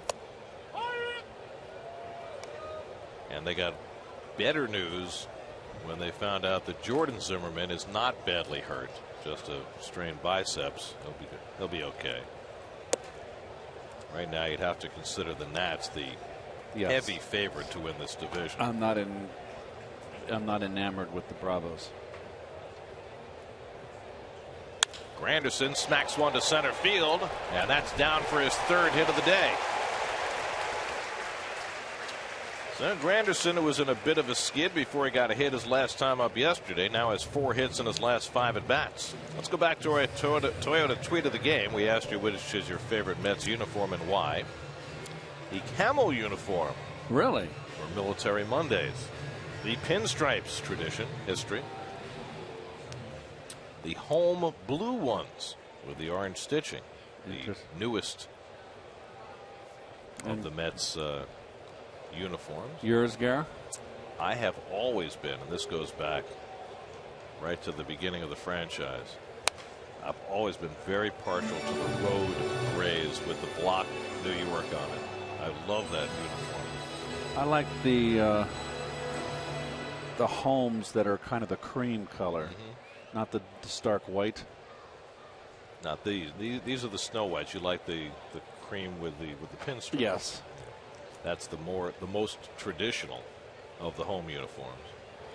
So the San Francisco Giants have that same kind of white on their home whites. And it's a nice look. You know, the Giants don't put names on their home uniforms. The Mets tried that briefly, maybe 1 or 2 years, right around 2000, 99, 2000, and fans didn't like it, and they put the names back on. Campbell takes a strike, and it's 0-2. I do like the blue ones. I think that's been a nice addition. And I know a lot of people didn't like the black. I like the road black again. Road with the New York on it. Thought that was a really nice look.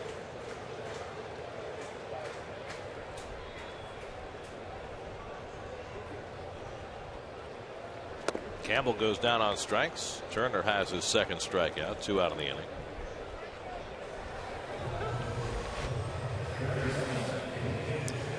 Chased a bad slider. There's also one more uniform change that I'd love to see the Mets make. I'd like to see them go back to the all blue cap instead of the orange button on the top. Yes. The orange button, not a fan. Only the Dodgers get away with that. The white button on top. Right.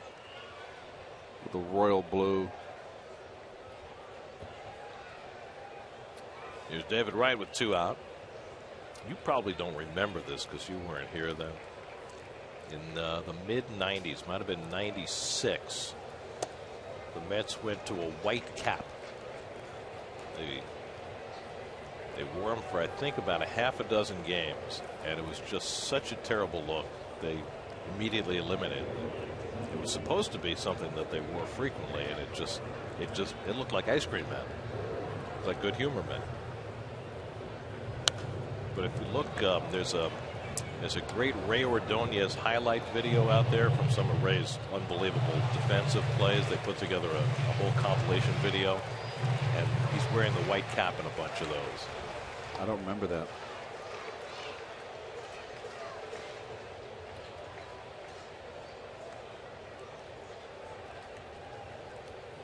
David hit a pop fly double down the right field line his last time up and scored a run. Granderson has not done a lot of base stealing, 6 this year.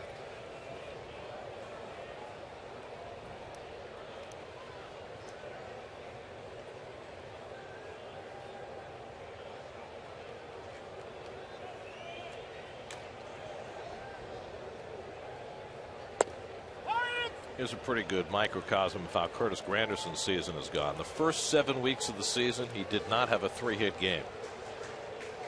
The last 7 weeks, he's had 6 3-hit games, all since May the 20th.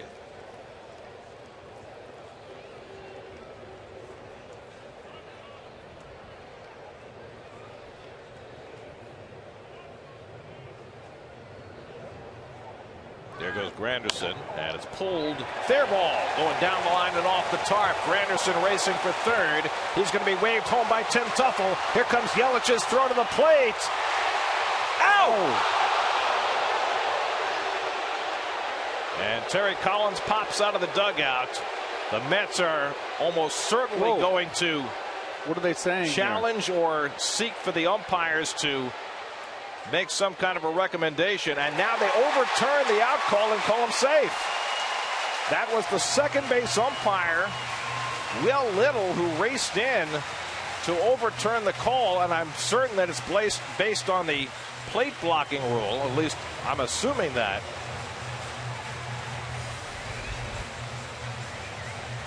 How can he assume that when the umpire has the best view?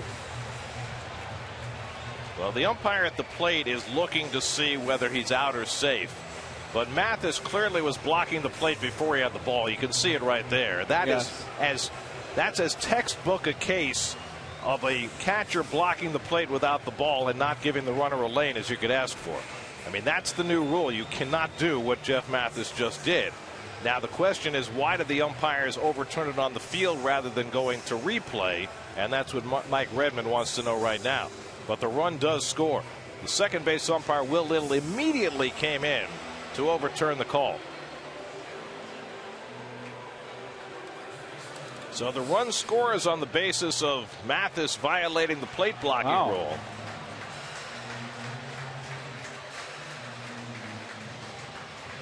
I mean, you just can't, you're not allowed to do that. Right. You cannot block the plate before you have the ball. And that's what Mathis did. Something he's been doing all his life. And now you can't do it anymore. So it goes down. It's a double and an RBI for David Wright. And the Mets now have a 5-1 lead. And Lucas Duda to the batter. And I'm certain that Mike Redmond, who was a catcher himself and certainly understands this better than anybody, would have liked for the umpires to have gone to replay rather than overturning it on the field. Now, is Will Little a rookie? Yes. Oh, I like him. And here it is right here. He hasn't got the ball clearly. Now, Gare, if his feet were in front of home plate, when can he move his foot in to block the plate after he has to have the ball? Has to have the ball first. Okay, so then Granderson would have been safe. But I like the fact that Will Little took charge. Well, he clearly was looking for it. And again, it's a difficult call for the home plate umpire to both look for safe out and also look for the violation of the plate blocking rule. So Paul Schreiber made the call safe out, and Will Little, and it looked like Ted Barrett, the crew chief, was coming in from first base as well to deal with the other issue. And Will Little waved off the crew chief, Ted Barrett, too. So he took control of the situation.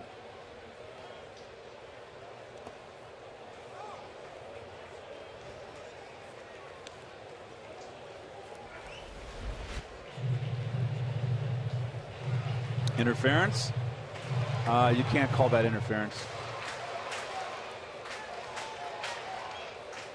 Oh, is that interference? Obstruction? No. That was not interference. If so, I think it's a bad call, don't you? I don't think it's interference. He got out of the way. Duda out on strikes. Mathis makes the toss to complete the putout, and that ends the inning. So the Mets get a run on 2 hits and lead 5-1 after 6.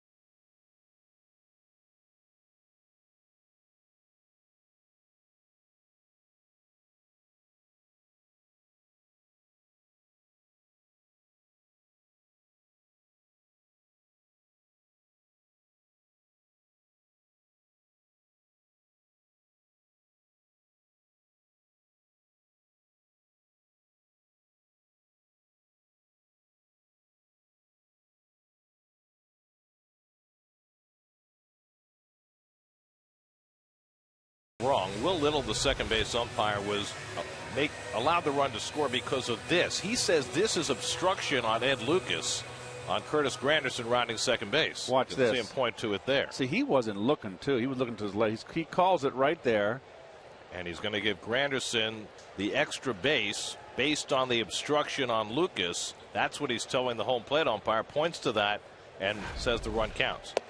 So unquestionably, Jeff Mathis blocked the plate illegally, but that wasn't the call. The call was obstruction. What I'm wondering is Ted Barrett, the first base umpire who was coming in and was waved off by Will Little, the second base umpire, was coming in to say it was improper. And he was Ted Barrett was going over to Inspector Gadget. Right, he was going to go to the replay because of the illegal plate block, but that became a moot point because Will Little said it was obstruction, and that allows the run to score even if the plate was blocked legally.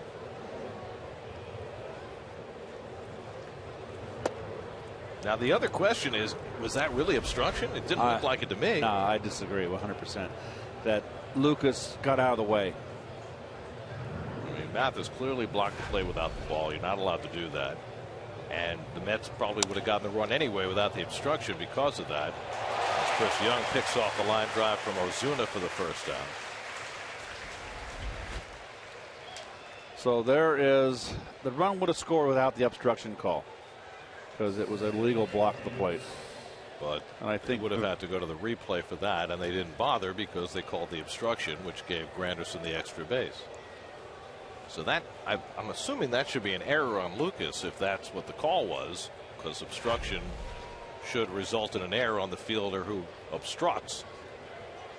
But the other piece of that is, and that's what defensive obstruction is, fielder without possession of the ball impedes the progress of the run. I mean, did you feel as though he impeded Granderson's progress?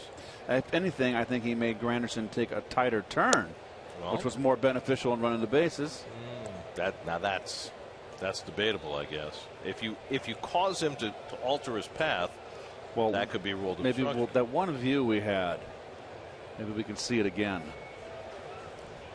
It would appear as though the official scorer is not aware of the reason for the call, because otherwise I'm assuming he would give an error to Lucas. And our statistician Dave Freed, who's always on top of all of this stuff, is trying to find out about that. Oh, There's Dave Freed bobblehead. Very nice. Was his number Pi? Is that what? Oh, that's a nice touch, guys. That is such a nice and touch. he was throwing a calculator. Pi does not always come into play in baseball, so that's a very nice touch.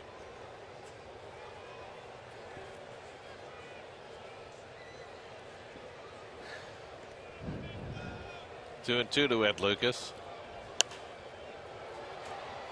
In case you missed it the first time, he's got the calculator. He's got Pi as his number. That's the intrepid Dave Freed.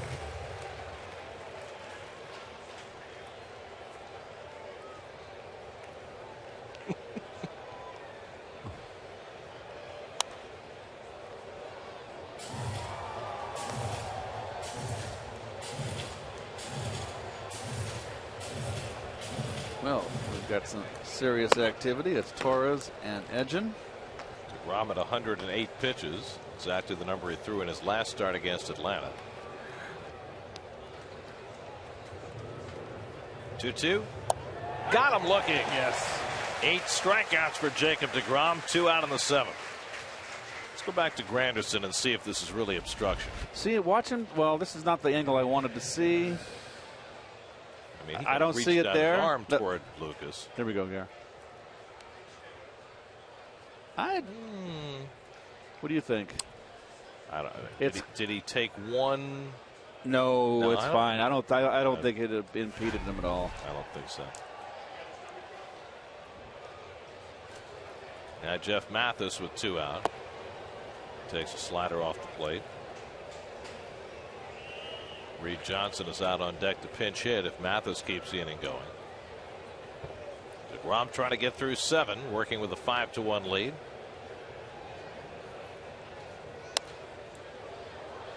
That certainly sowed the seeds of confusion, didn't it? Between the plate block and the phantom obstruction call and the emphatic nature of the way Will Little called it. But either way, it's a run for the Mets as they continued to expand their lead. Fastball off the plate, 2-1. I think Paul Schreiber behind the plate had a good day. Obstruction is a call that doesn't happen very often, but certainly became sealed into the consciousness of baseball fans when a World Series game ended on an obstruction call last year. Will Middlebrooks committing obstruction. David Wright this time at the railing, able to make the grab. The last one he eluded him. This time he is there to make the play. 1-2-3 inning for DeGrom, so he's through 7.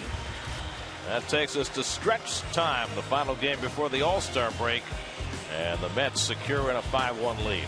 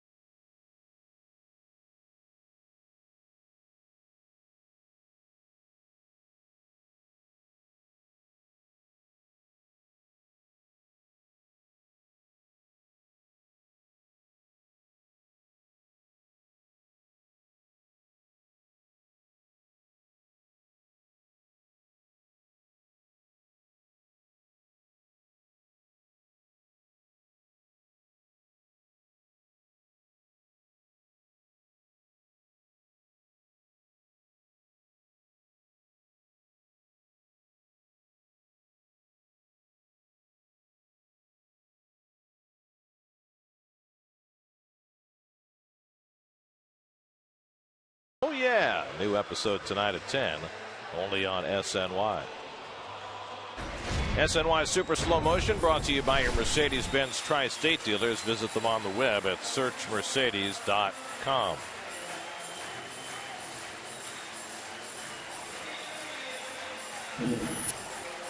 There are your city probables for the Mets series in San Diego coming out of the All-Star break. Bartolo Colon will go Friday night, Dylan G on Saturday, and Zach Wheeler Sunday against the offensively inept Padres. Padres are averaging under 3 runs per game for the season. Can you imagine? No, they've actually got, what, in 1 month, 2 wins on 1 hit? They're hitting .215 as a team. Their pitching's been great. They're second in the league in ERA, but they don't score. The Mariners have been playing very well, 3rd place in that very competitive American League West. And then the Mets go to stumbling Milwaukee. The Brewers have lost 7 in a row, 11 of 12 heading into today's play. And for the first time since April 9th, do not have sole possession of first place in the National League Central. And yeah, there's another sporting event going on today. That's Gur and Arg, which sounds like a pirate matchup, but it's really Germany and Argentina in the World Cup final. The Deutschland against Argentina. Juan Lagares leads off the home 7th for New York against Jacob Turner, who starts his 3rd inning of relief. He's allowed a run in each of the first 2.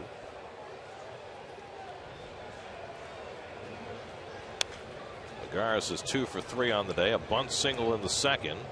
Looked like he might have an infield hit in the 4th, but that was overturned on a challenge. And then he hit a long double to center field to drive in a run in the 5th.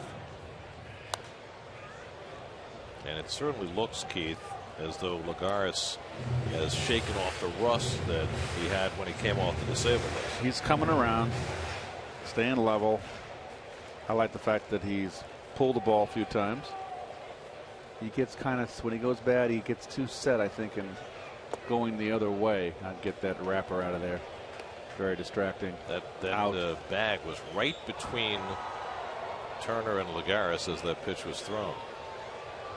Not a good place for the hitter. Nice job by Paul Schreiber to clean up.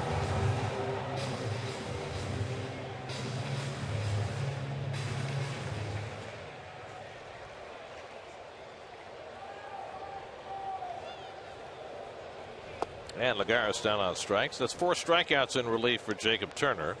1 down in the home 7th. New York Mets baseball on SNY is brought to you by Cholula Hot Sauce. The hot sauce with the iconic wooden cap. Available in original flavor, chili lime, chili garlic, and chipotle. By Toyota. See where Toyota takes you. Test drive one at your Toyota dealer. Toyota, let's go places. And by Cure Auto Insurance. Rates should be based on how you drive, not your credit score. Cure Auto Insurance. Drive well.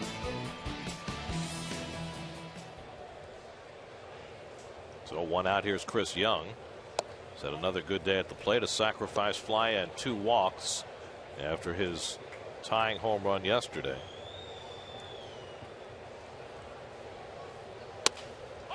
He has a strike. 1-1.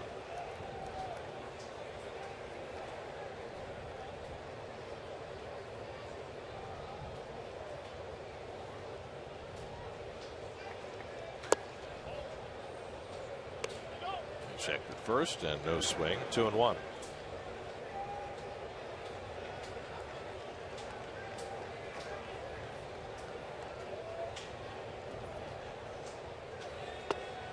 And Turner misses low. Brad Hand started for the Marlins, went 4 innings, allowed 3 runs and 6 hits. Turner's given up 2 runs on 4 hits in his 2 1/3 innings of relief. Young pops one up in foul ground, and Jones watches it sail into the stands. 3-2. Let's look at our Verizon trivia question for today. In which 3 seasons did the Mets enter the All-Star break with a winning percentage over 600? One of them was pretty obvious. Yeah. Don't know what the other 3 2 seasons? Probably 88 too, I bet you. Yeah. I mean, 86 is a layup. Definitely not 69. No. Not 69. They got on. They caught fire second half. Not 73 for certain. I don't think it's 2000 either. How about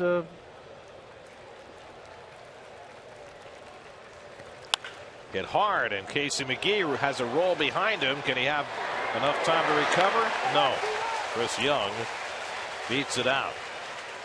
A smash by Young, and McGee got some of it, but not all of it. And we'll wait to see how they score it. what was the year we won 98 games in That was home? in 85. Maybe 85?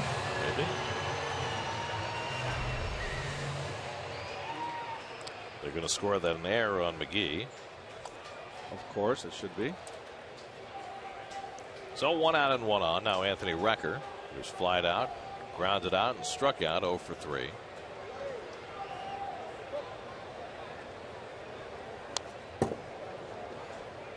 Gary, what are you going to do on the All-Star break? Let's see, how much time do we have? 4 days. 4 days. You got to fly Thursday. 4 days. So you have 3 days. 96 hours. Take away travel time. So you figure about 85 hours. I had to sleep for 84 of them. You're going to. You got to pay attention to Len. You just can't go into a hibernation. I think it's what she expects. Maybe what she's hoping for. I'm not certain. I wasn't going to say. Okay, whatever you say. Well, I mean, the next couple of days are not supposed to be great weather days. Otherwise, I'd sleep on the beach. I am just going to relax tomorrow, work out 2 days, relax. And then I'm going to fly Wednesday to San Diego, and I got my daughter there, Melissa, and I'm going to have dinner with her on Wednesday and spend Thursday with her. So that'll be great fun. So you'll be perfectly refreshed by the time I see you on Friday. Yes. I'm going to do the complete spa treatment when I'm there on Thursday. Really? Recker pops one up into shallow left. He's going to get it. It's Yelich for the second out. Now, we have an interesting schedule on this road trip. I have the 3 in San Diego. Ronnie has the 3 in Seattle. And then the 4-game series in Milwaukee, folks. I don't have the first game. Ronnie does. Yep. So I've got 4 days on San Diego. You're the weekend warrior the rest of the way. Yeah. Ronnie is like the breeze on the weekends now. So I'm not going to fly all the way back home and then 2 days later have to fly to Milwaukee. So I was going to go see my brother, but he's in Hawaii with his wife and their timeshare. So I'm just going to go to Vegas, I guess. I haven't been to New Vegas. I'm going to go and just spend 3 days there. Now, did you check to see if the Mets AAA team is going to be home? They're on the road. I was very disappointed. You checked. They're on the I admire you for checking. I didn't that check. Someone told me.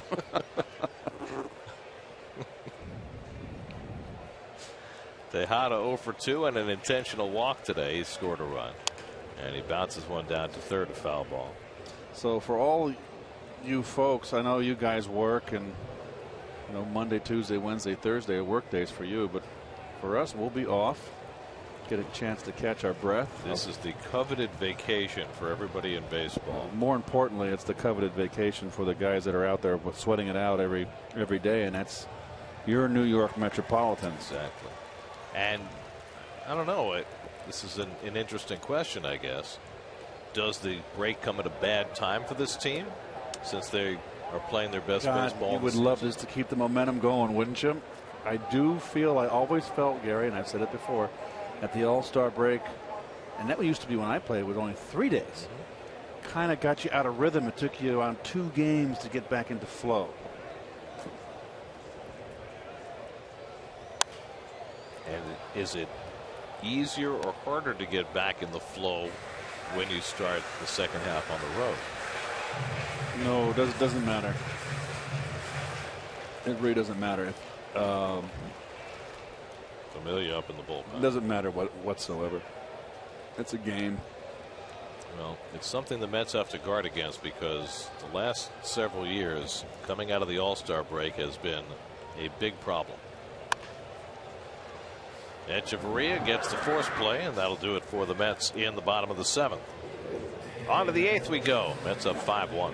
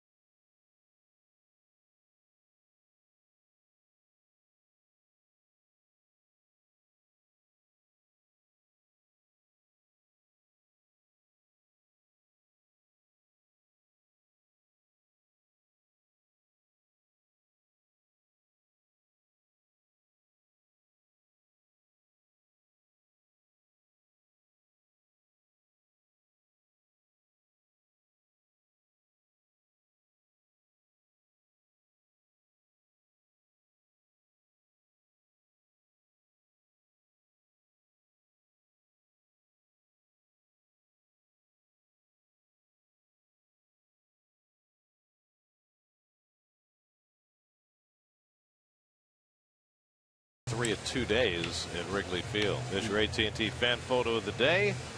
A Giancarlo Stanton selfie. Very nice. Cool. Good job, Ryan. Very nice of John to do that. I mean, Giancarlo. Jeurys Familia will come on to pitch the 8th inning for the Mets. Well, another little tune-up here. Comfortable, well, not sort of comfortable lead. We've seen 4-run leads get blow up in smoke in 1 inning, let alone there's 2 left here. There's 6 outs left for the Mets to get and have a beautiful 8-2 homestand. Jacob deGrom, 113 pitches in 7 innings, allowed 1 run, 5 hits, 2 walks, 8 strikeouts. What a way for deGrom to go into the break. The last 5 starts, has a chance to be 3-1 with an ERA of under 1.7. His season ERA now at 3.18 heading into the break. And the Mets cannot be more thrilled with what they've gotten from deGrom. I don't think they expected this. Donovan Solano is the pinch hitter and takes ball 1 from Familia. Well, remember that when deGrom was called up, the intention was to put him in the bullpen. And circumstances dictated that he joined the starting rotation, made his debut at Yankee Stadium, and has run with it ever since. 2-0 to Solano. Familia worked in the opening game of the series, worked a 1-2-3 inning. Christian Yelich on deck, and Danny Echeverria behind him. So it seems as if the Mets have a wealth of riches. Is that what you thought the term? An embarrassment of riches? No, yeah. Well, I made it up. In pitching. It's all the things that they were talking about the last couple of years, Gary, and you are always good at following the minor leagues. And here they are. It's taking shape. Hit sharply, and a great diving stop by Wright, and he throws him out. That is a tremendous play by David Wright. Boy, you hit a ball that hard and you get robbed. Very nice.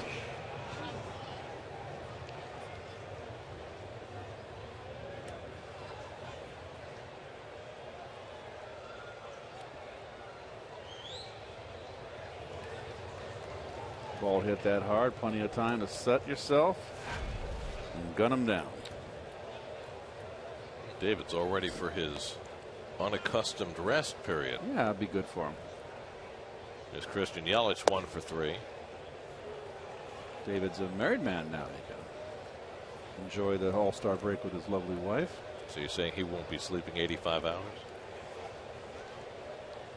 What are you talking about? Christian Yelich, 1 for 3 on the day.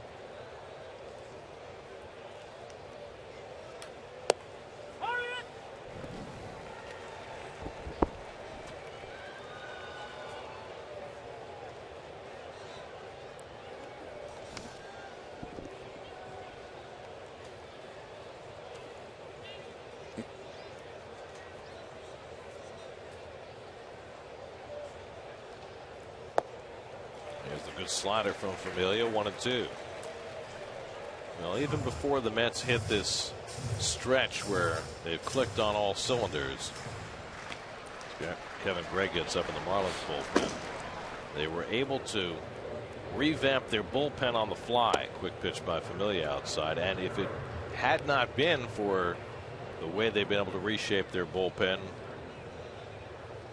there never would have been a hot streak. Agreed. And I think their bullpen's going to get stronger. I'm assuming that it's going to be Daisuke going out in the bullpen. He performed wonderfully out there earlier in the year. I think it's going to strengthen the bullpen. An already good one. John Neese threw a bullpen session before the game today, and probably after the game is over today, they'll announce where Neese factors in. He's not going to pitch in the first series out of the All-Star break in San Diego, but if he was okay today, likelihood he'll pitch in Seattle in the second series. And that makes sense. You'd like to have the left-hander in a lineup that features Robinson Cano. 2-2. It's taken outside by Yelich. But if Neese is ready to go, then it certainly makes sense that Daisuke goes back to the bullpen. There had been some rumbling about pushing DeGrom to the bullpen for a while to limit his innings, but the way he's going right now, I can't believe that they would do that. 3-2 to Yelich. He fouls it away. Tune in to the MLB All-Star Game on Tuesday and cheer for Daniel Murphy in the National League. If either Murphy gets a hit or the National League wins, you'll get 28% on. You'll save 28% on Mets tickets to games July 28th through August 4th. If Murphy gets a hit and the National League wins, you'll double your savings to 56% off tickets to the next homestand.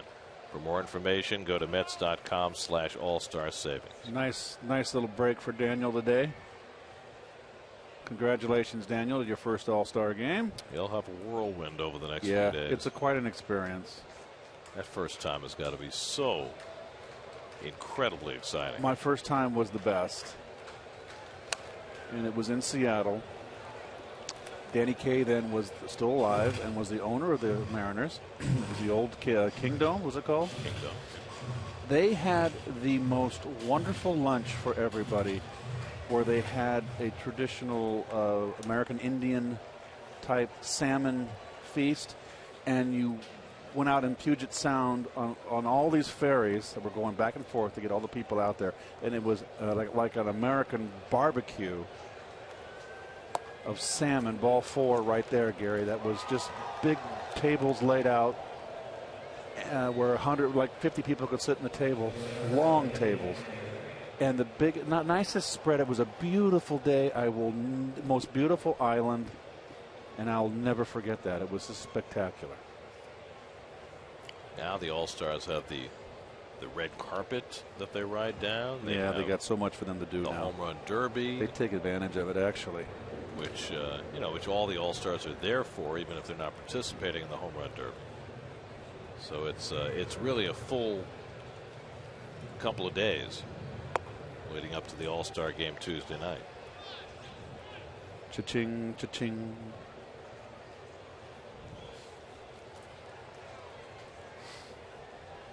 Stanton on deck.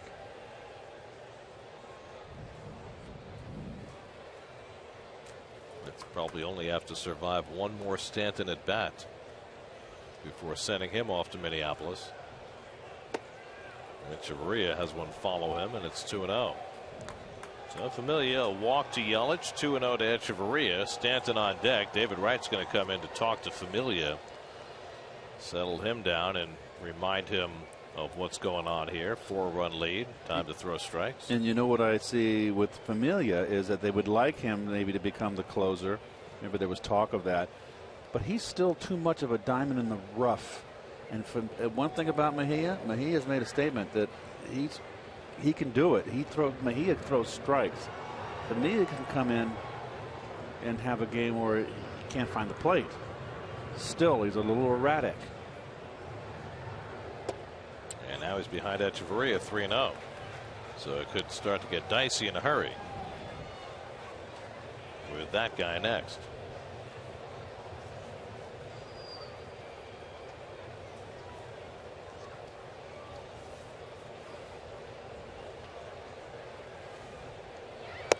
There's a strike. 98 miles an hour.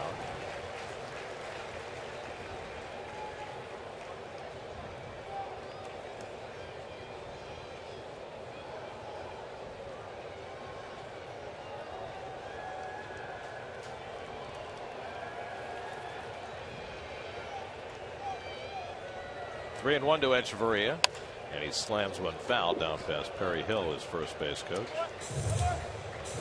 Well, the Braves and the Nats are both up big in their games.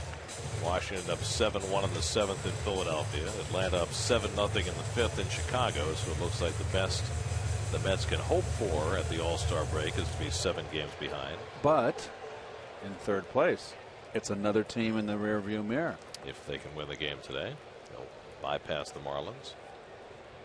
3-2 to Echeverria. Double play ball. Campbell with the flip. Tejada with the turn. Double play. Side retired. Second time Campbell has started the 4-6-3 double play. That gets us through the top of the 8th. 5-1 New York.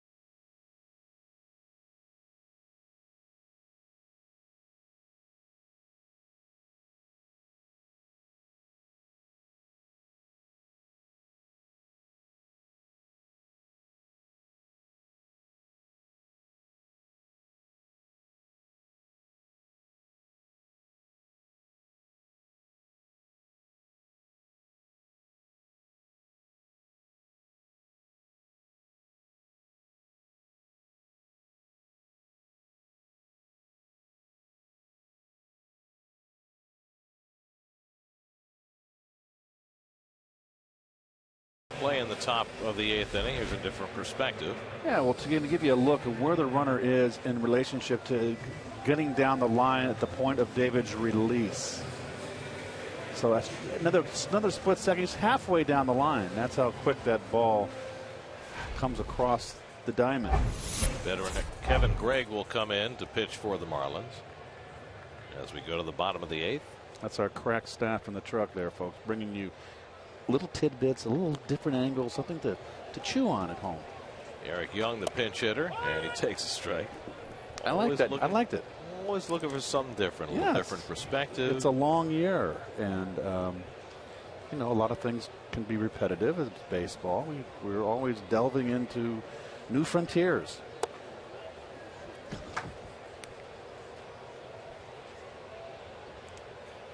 Pushing west on the wagon train. Or where no man has gone before.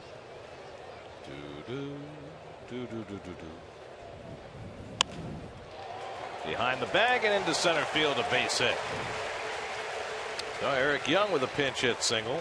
Well, the Mets have been doing a great job pinch hitting the last. They sure have. Fastball down Broadway.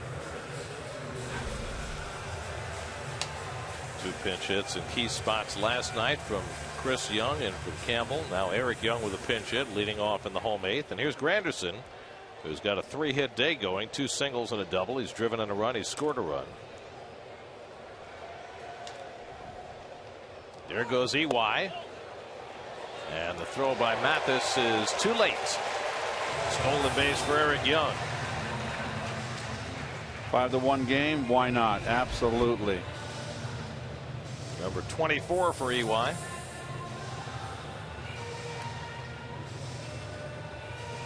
Despite his limited playing time, he's still 4th in the National League in stolen bases. He is very explosive, and any good base stealer is for the first 2 steps, and he ignites.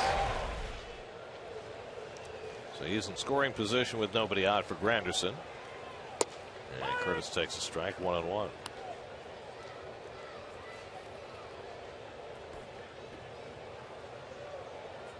Kevin Gregg back with the Marlins, where he was once the closer. Spent last year with the Cubs. They let him go. Marlins signed him. Signed a minor league deal in early June and now making his 12th appearance for Miami. Their prime setup guy, AJ Ramos, is on the disabled list. Hoping to have him back in fairly short order. But he and Torres up in the bullpen.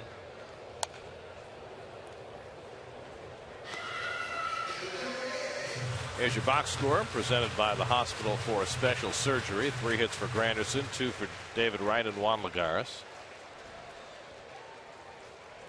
The biggest hit, though, belonged to Jacob deGrom. Go ahead hit with 2 out in the 4th inning. After they intentionally walked Tejada to get to him, and deGrom turned that strategy into a bad one. And the Mets have been rolling from there. Rom also did a great job on the mound today en route to what he hopes will be his 3rd big league win.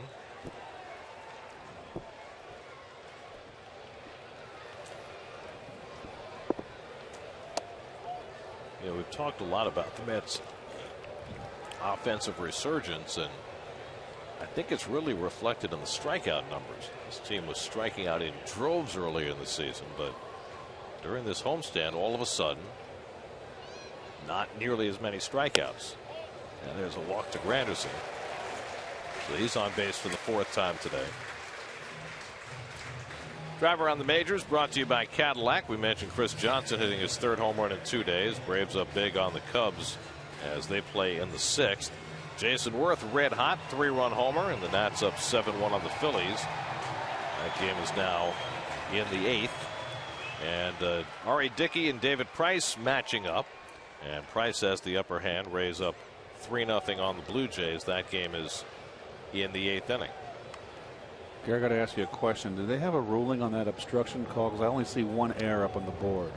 You know, I asked Mr. Bobblehead to check it out, but I think the bobblehead went to his head. So there's no error on the play?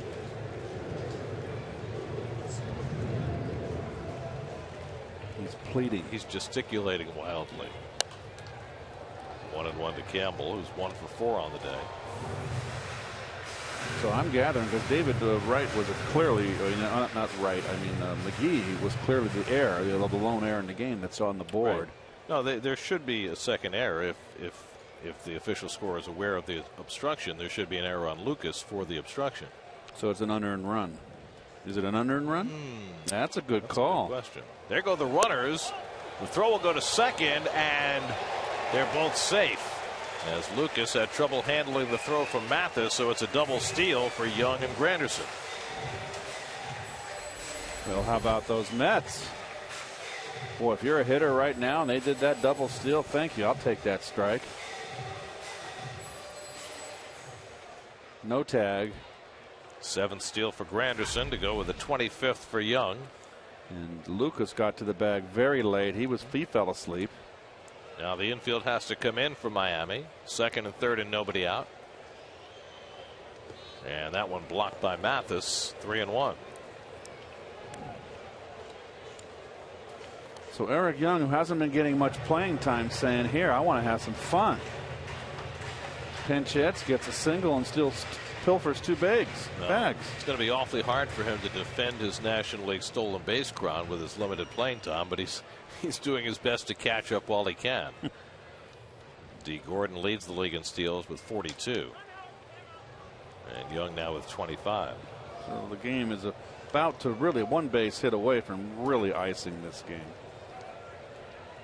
I won't speak ahead of myself, though. Crazy things happen in this game. And there's ball 4 to Campbell, and the bases are loaded.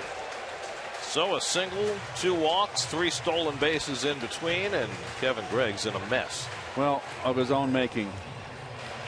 Of his own making. You got David Wright coming up next. You got a rookie up there. I don't care how well he's hitting, and you throw him a 3-2 curveball.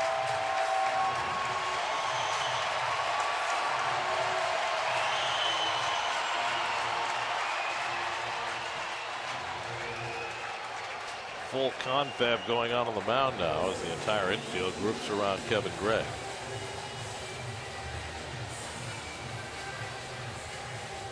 David Wright has a pair of doubles today. The first one was a pop fly down the right field line. The second one he drove to left field like Redmond on his way out.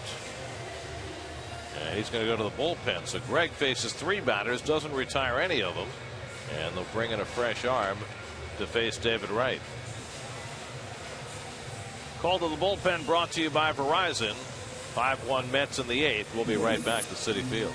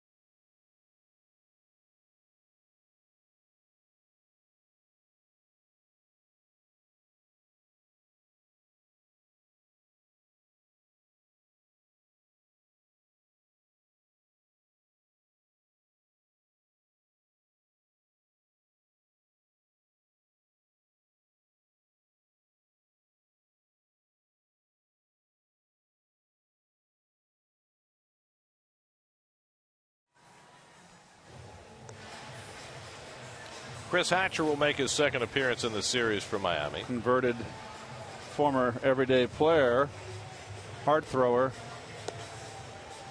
having a good year, kind of treading water. He's been up and down over the years. He pitched in that first game of the series, gave up a run. And that was a triple to Neuenhuis, followed by a single by Lagares that got him. So the Mets poised to blow the doors off this game. Eric Young at third, Granderson at second, Campbell at first, nobody out. The Marlins have the infield in for Wright, who's got 2 doubles, an RBI, and a run scored today.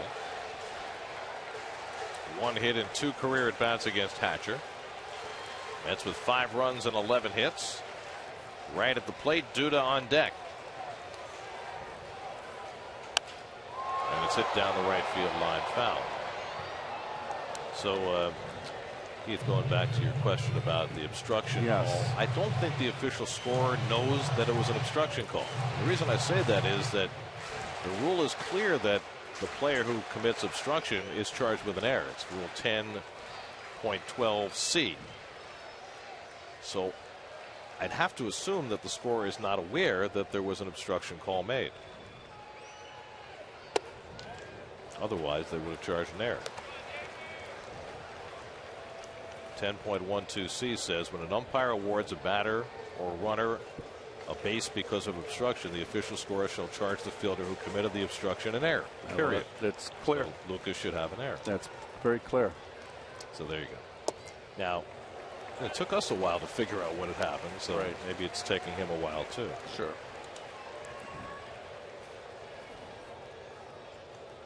And Jordan Spreckman is the scorer today. He's a Columbia guy. He's got it now. See, yeah. Maybe it's the scoreboard's fault. Only kidding. 3-1 now to Wright. And David's in a pretty awesome spot here.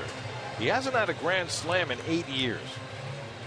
It's hard to believe, right? Well, here's a nice pitch. This guy doesn't just throws it through a brick wall. It's a good time to look middle in. And I had a conversation with Lamar Johnson. He said the hitters today don't know how to look in. Most of them. I'd like to see them look in on a count in their favor more often. And I agree. 3-1 coming. And David swings and fouls it off.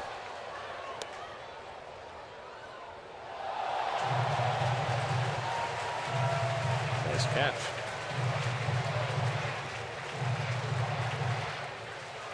Pretty boy.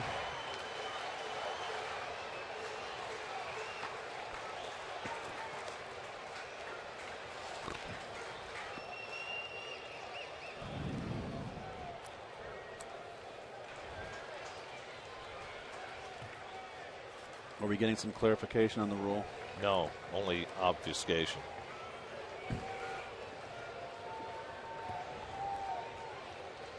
Three-two. Yeah, that's ball 4. It forces in a run. So Eric Young trots in to score, and it's 6-1 New York. The 3rd consecutive walk issued by the Marlins bullpen. David Wright gets his 2nd RBI of the day and his 48th of the year.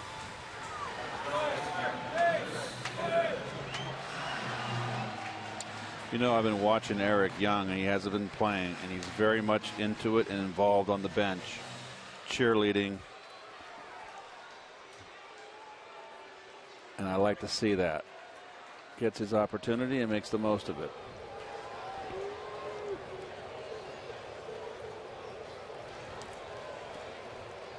Here's Duda, and he takes a strike. Well, the Mets win this game, too. We talked about how this homestand here and a team that has struggled at home. And it's almost to a point of going to a psychiatrist and have them all lay on a couch. Well, if they win today, they're 25-23 at home, folks.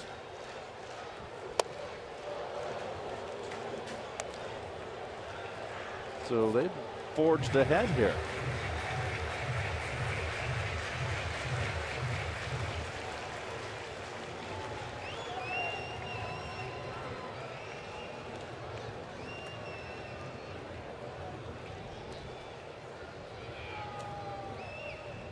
Two to Duda with the infield in.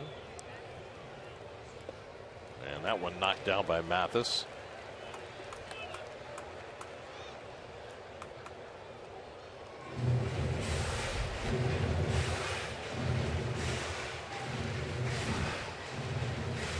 Using that chest protector.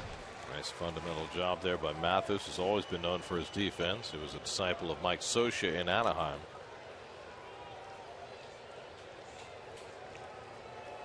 1-2 to Duda with Lagares on deck. And Lucas bangs one up the middle. That'll bring in a run. Granderson scores. Campbell stops at third. Duda tacks on an RBI single. 7-1 New York.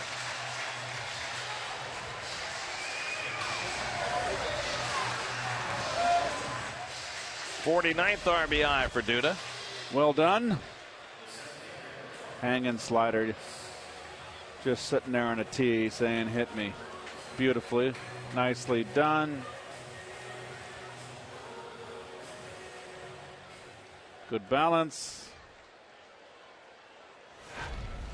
Notice Lucas is not pulling as much, folks. Double to left center field. Base hit up the middle. 2 runs home in the inning. Still nobody out. Lagares the batter, and Mike Redmond is basically thrown in the towel. Instead of having the infield in as he did on the first 2 bases loaded situations, he's put him back. Figures if another run scores, so what? So that's when we say it. Mets are going to be 8-2 in this homestand. Do I dare? Only 3 outs to get. There may be more runs scored before that. Ball and a strike to Lagares, who's 2 for 4 today. A bunt single and an RBI double. By the way, the Mets have hit 3 grand slams this year, all by players who aren't here. Ike Davis. Yes. Taylor Teagarden. Wilmer Flores. 1-2 to Lagares. That's kind of unusual, don't you think? Yeah. And Teagarden's on the disabled list. Flores in the minor leagues, and Ike plays for the Pirates. Buddy Carlisle now gets up in the Mets bullpen.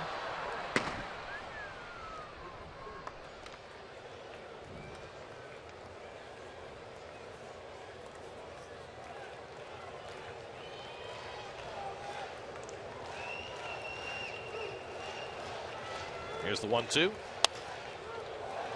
Fouled away. Well, the Mets started out miserably at home this year, but over the last 7 weeks, it has changed dramatically. They started 11-17, 13-6 since then. You see how important the pitching has been. ERA under 3 for both the starters and the bullpen. And the offense has certainly picked it up lately. 1-2. And Lagares takes up and away. And Boy, oh boy. Hatcher, like Greg before him, just has not had a pitch to get anybody out with.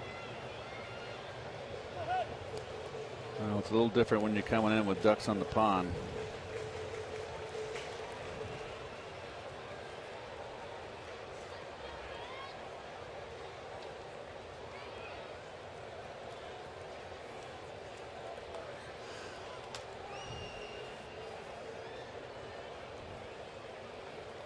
Two and two to Lagares.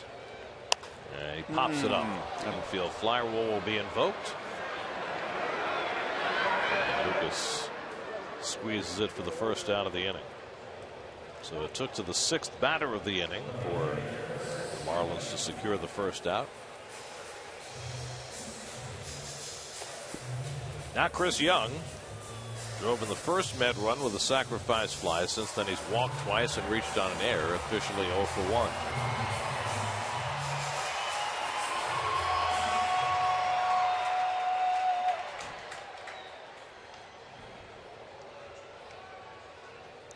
Padres have announced their starters for the series right after the break. Their all-star Tyson Ross is going to go on Friday night in the first game of the series. Ian Kennedy on Saturday.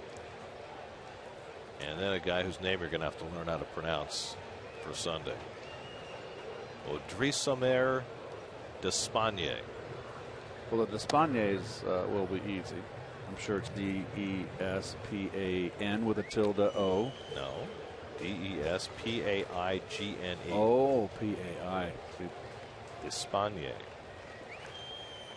And that's the proper pronunciation? He's been great, by the way. 27-year-old from Cuba. 4 starts. He's 2-1, 1.35. Are you sure it's the right pronunciation? With the A-I. Told that Despaigne is the way it's pronounced. Okay. Echeverria on the backhand, and Lucas not on the bag, and everybody's safe. Campbell comes in to score, and it's 8-1. Lucas tried his best to stay on the bag, but could not do so. Young's going to get credit for a base hit and an RBI. A base hit? That should be an E6. That should be an E6, taking him off the bag, Gare, on the throw. I'm just telling you what the official score said. He's on the base. This is Will Littleton. Mike Redmond's coming out, and I guess he's going to challenge this call. Yeah. Will Little's getting a little goofy here. And now Redmond heading back toward the dugout. And so forget that thought. So the run does count. All 3 runs in this inning now charged to Kevin Gregg. The book closed on him. And very much open on Chris Hatcher. There's a base hit on that? That's what they scored it. Wow. Second base umpire Will Little has had himself an involved day. He sure has. Scored He's had himself an Angel Hernandez day. Here's Anthony Recker. Still only 1 out in the inning. 3 runs home. Bases loaded. Recker, the 8th man up, is 0 for 4 today. And he takes one of the dirt. Boy, Mathis set a workout back there this inning. That's got to be an error. I'm sorry. A good throw, and it's a force out. If you're taken off the base on a throw, the guy's clearly going to be out. It's got to be an error. I guess the scorer's figuring is that it was a difficult chance that created the bad throw. I'm just, just. Oh, that's a home book. I mean, that goes beyond home book to me. I mean, I'm glad that Chris Young got a hit and an RBI. Nobody needs it more than Chris. Yeah, but that'll get him over 200 for the year. Okay. Always good to get above the Mendoza line by the All-Star break. Third time in this homestand, the Mets have scored 8 runs. Another measure of how this offense has improved. And there's ball 3, and Hatcher in danger of walking in yet another run. Well, it's a nightmare of an inning for the Marlins, who are on the verge of getting swept in this series and losing their 4th in a row and losing their spot in the standings to the Mets. 3-0 to Recker with Tejada on deck. And there's a strike, 3-1. Let's answer our Verizon trivia question. 3 seasons where the Mets were .600 or better. Well, obviously 86, 88, and 90. 90. Wow. That was after you were gone. Oh, that's right. Magadan had the great year. Finished 2nd that year. Ground ball toward the hole, base hit. Wright comes in to score. Duda will move up a base. 4th run of the inning. Anthony Recker with the RBI single. Now it's 9-1 New York. And the line just keeps moving. Well, you know what I say about this? Pour it on. Pour it on, because this is all confidence boosters and just building the momentum. Keep it rolling. Some rain begins to fall now. As Chuck Hernandez, or Mike Redmond, is going to make a pitching change. So the 3rd relief pitcher of the inning will be coming in for Miami. Still only 1 out with 4 runs home. Mets up 9-1 with rain falling. We'll be right back.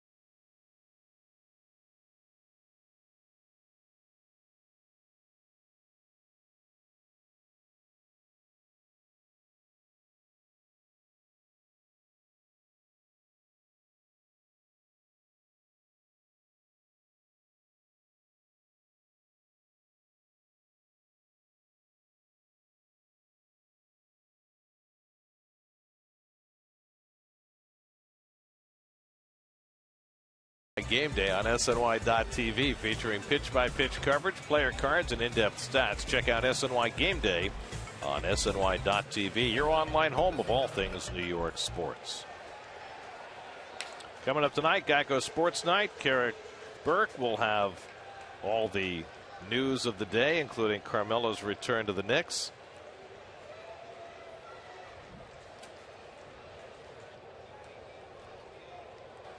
What's BAE? Don't ask me. Okay. Like bye-bye? Like that? Ruben Tejada bloops one of the second basemen, and that's the second out of the inning. I need an interpreter. Go to the Urban Dictionary, will you? What's BAE? Oh, we got Eric Young going to hit again. Sam Dyson, the pitcher, the former Blue Jay. So the Mets have batted around. They have indeed. Young started out this inning with a base hit, stole second, stole third, scored a run.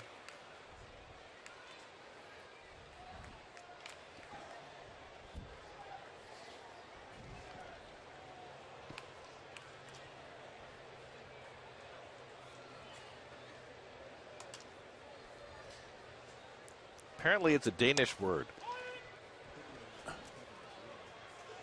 BLK. Hold on. A Danish word for the whoa.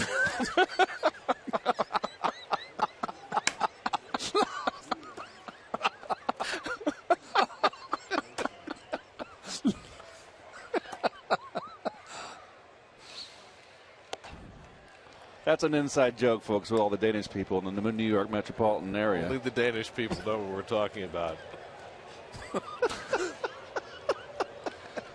Oh, gosh. Perfect way to go into the All-Star break, don't you think? I'm 1-1 to Young with the bases loaded and 2 out. Mets now with 9 runs and 14 hits. 4 runs in this inning. The 9 runs, the second most the Mets have scored at Citi Field this year. They had a 10-run game against the Oakland A's. And the Mets have put a serious hurting on the Marlins. Blew them out the first game of the series. Came from behind to beat them yesterday and blowing them out again today.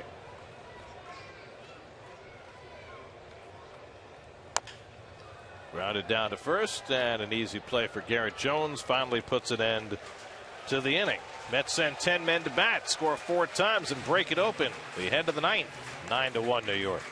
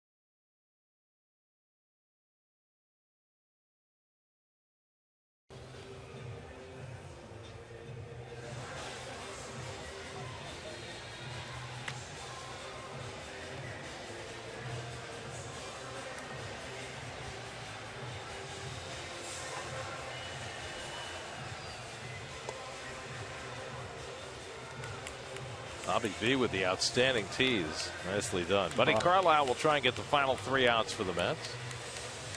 Bobby is such a tease, though. You know that. Remember that day when he came out with the mustache? I remember it When very he got well. ejected from the game. Incognito.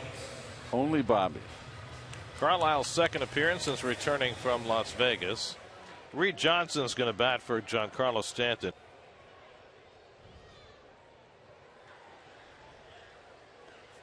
Johnson appeared as a pinch hitter yesterday and grounded out against Henry Mejia. And Carlisle goes low and away for ball 1. Jacob deGrom, 7 strong innings, a run on 5 hits, in line for his 3rd big league win and his 2nd in a row. Jerry's Familia pitched a hitless 8th, and now Carlisle. And Johnson hits one out to left center, chasing Lagares back, deep in the gap. No problem. 1 out.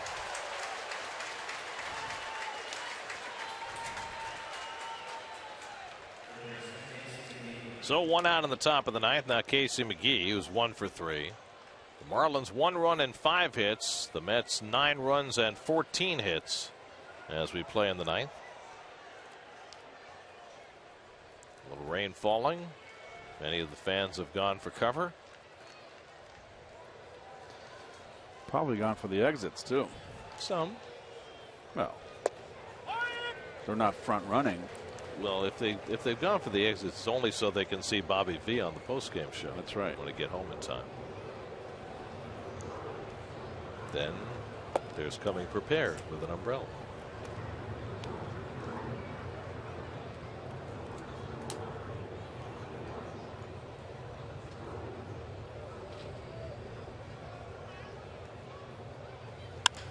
And McGee slams one to center. Lagares got turned around, but he finds it.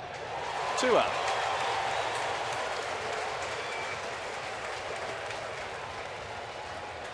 So 2 deep fly balls. 2 more into the future Gold Glove mitt of Juan Lagares. And that leaves the Marlins down to their final out of the afternoon with Garrett Jones, who had himself a Sun-aided double in the 4th inning, leading to the only Miami run. That tied the game in the 4th. Mets went right back in front of the bottom of the 4th on Jacob deGrom's go-ahead hit, and they've been in front ever since. Mets will reconvene in San Diego on Friday, hoping that they can turn an 8-2 homestand into a successful 10-game road trip. They go to San Diego, Seattle, and Milwaukee coming out of the break. Meanwhile, Daniel Murphy heads to Minneapolis, and we wish Murph all the best in what should be a very fun next couple of days for the first-time All-Star. Have a great time, Dan, and get a knock. Marlins down to their final strike.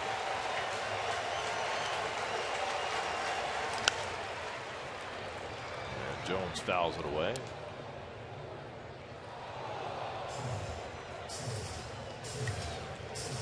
So Mr. deGrom is kind of creeping up on that, getting back to 500. Be 3-5 after today. We'll go into the All-Star break with a 3.18 ERA. Very impressive through 12 big league starts. 0-2, and he struck him out, and the ball game is over. The Mets finish off a spectacular 8-2 homestand by demolishing the Marlins this afternoon 9-1 and completing the 3-game sweep, which takes them into the All-Star break on a giddy high. Well, it's what they needed. They were 11 out when this started, and they're on the edge of a cliff. And if they had a 500 homestand, it was not going to happen for them. They were going to lose ground. Probably going to the break 13 out and looking up too far. Now they've got themselves a 7 back with the 2 victories today. Looks like Washington's going to win big. Atlanta's going to win big. So they're not going to pick up any ground, but they get into 3rd place by themselves. deGrom outstanding. The offense slams out 14 hits and 9 runs. There's your game summary. deGrom not only got the win, he got the go-ahead hit, and the Mets blew out the Marlins from there. For every Mets win, the Mets Foundation is proud to contribute $2,500 to the Cats Women's Hospital and the Cats Institute for Women's Health. For more information, visit NorthShoreLIJ.com/KIWH. This win brings the total contribution so far this season to $112,500. Mets win 9-1. More from Citi Field in a moment.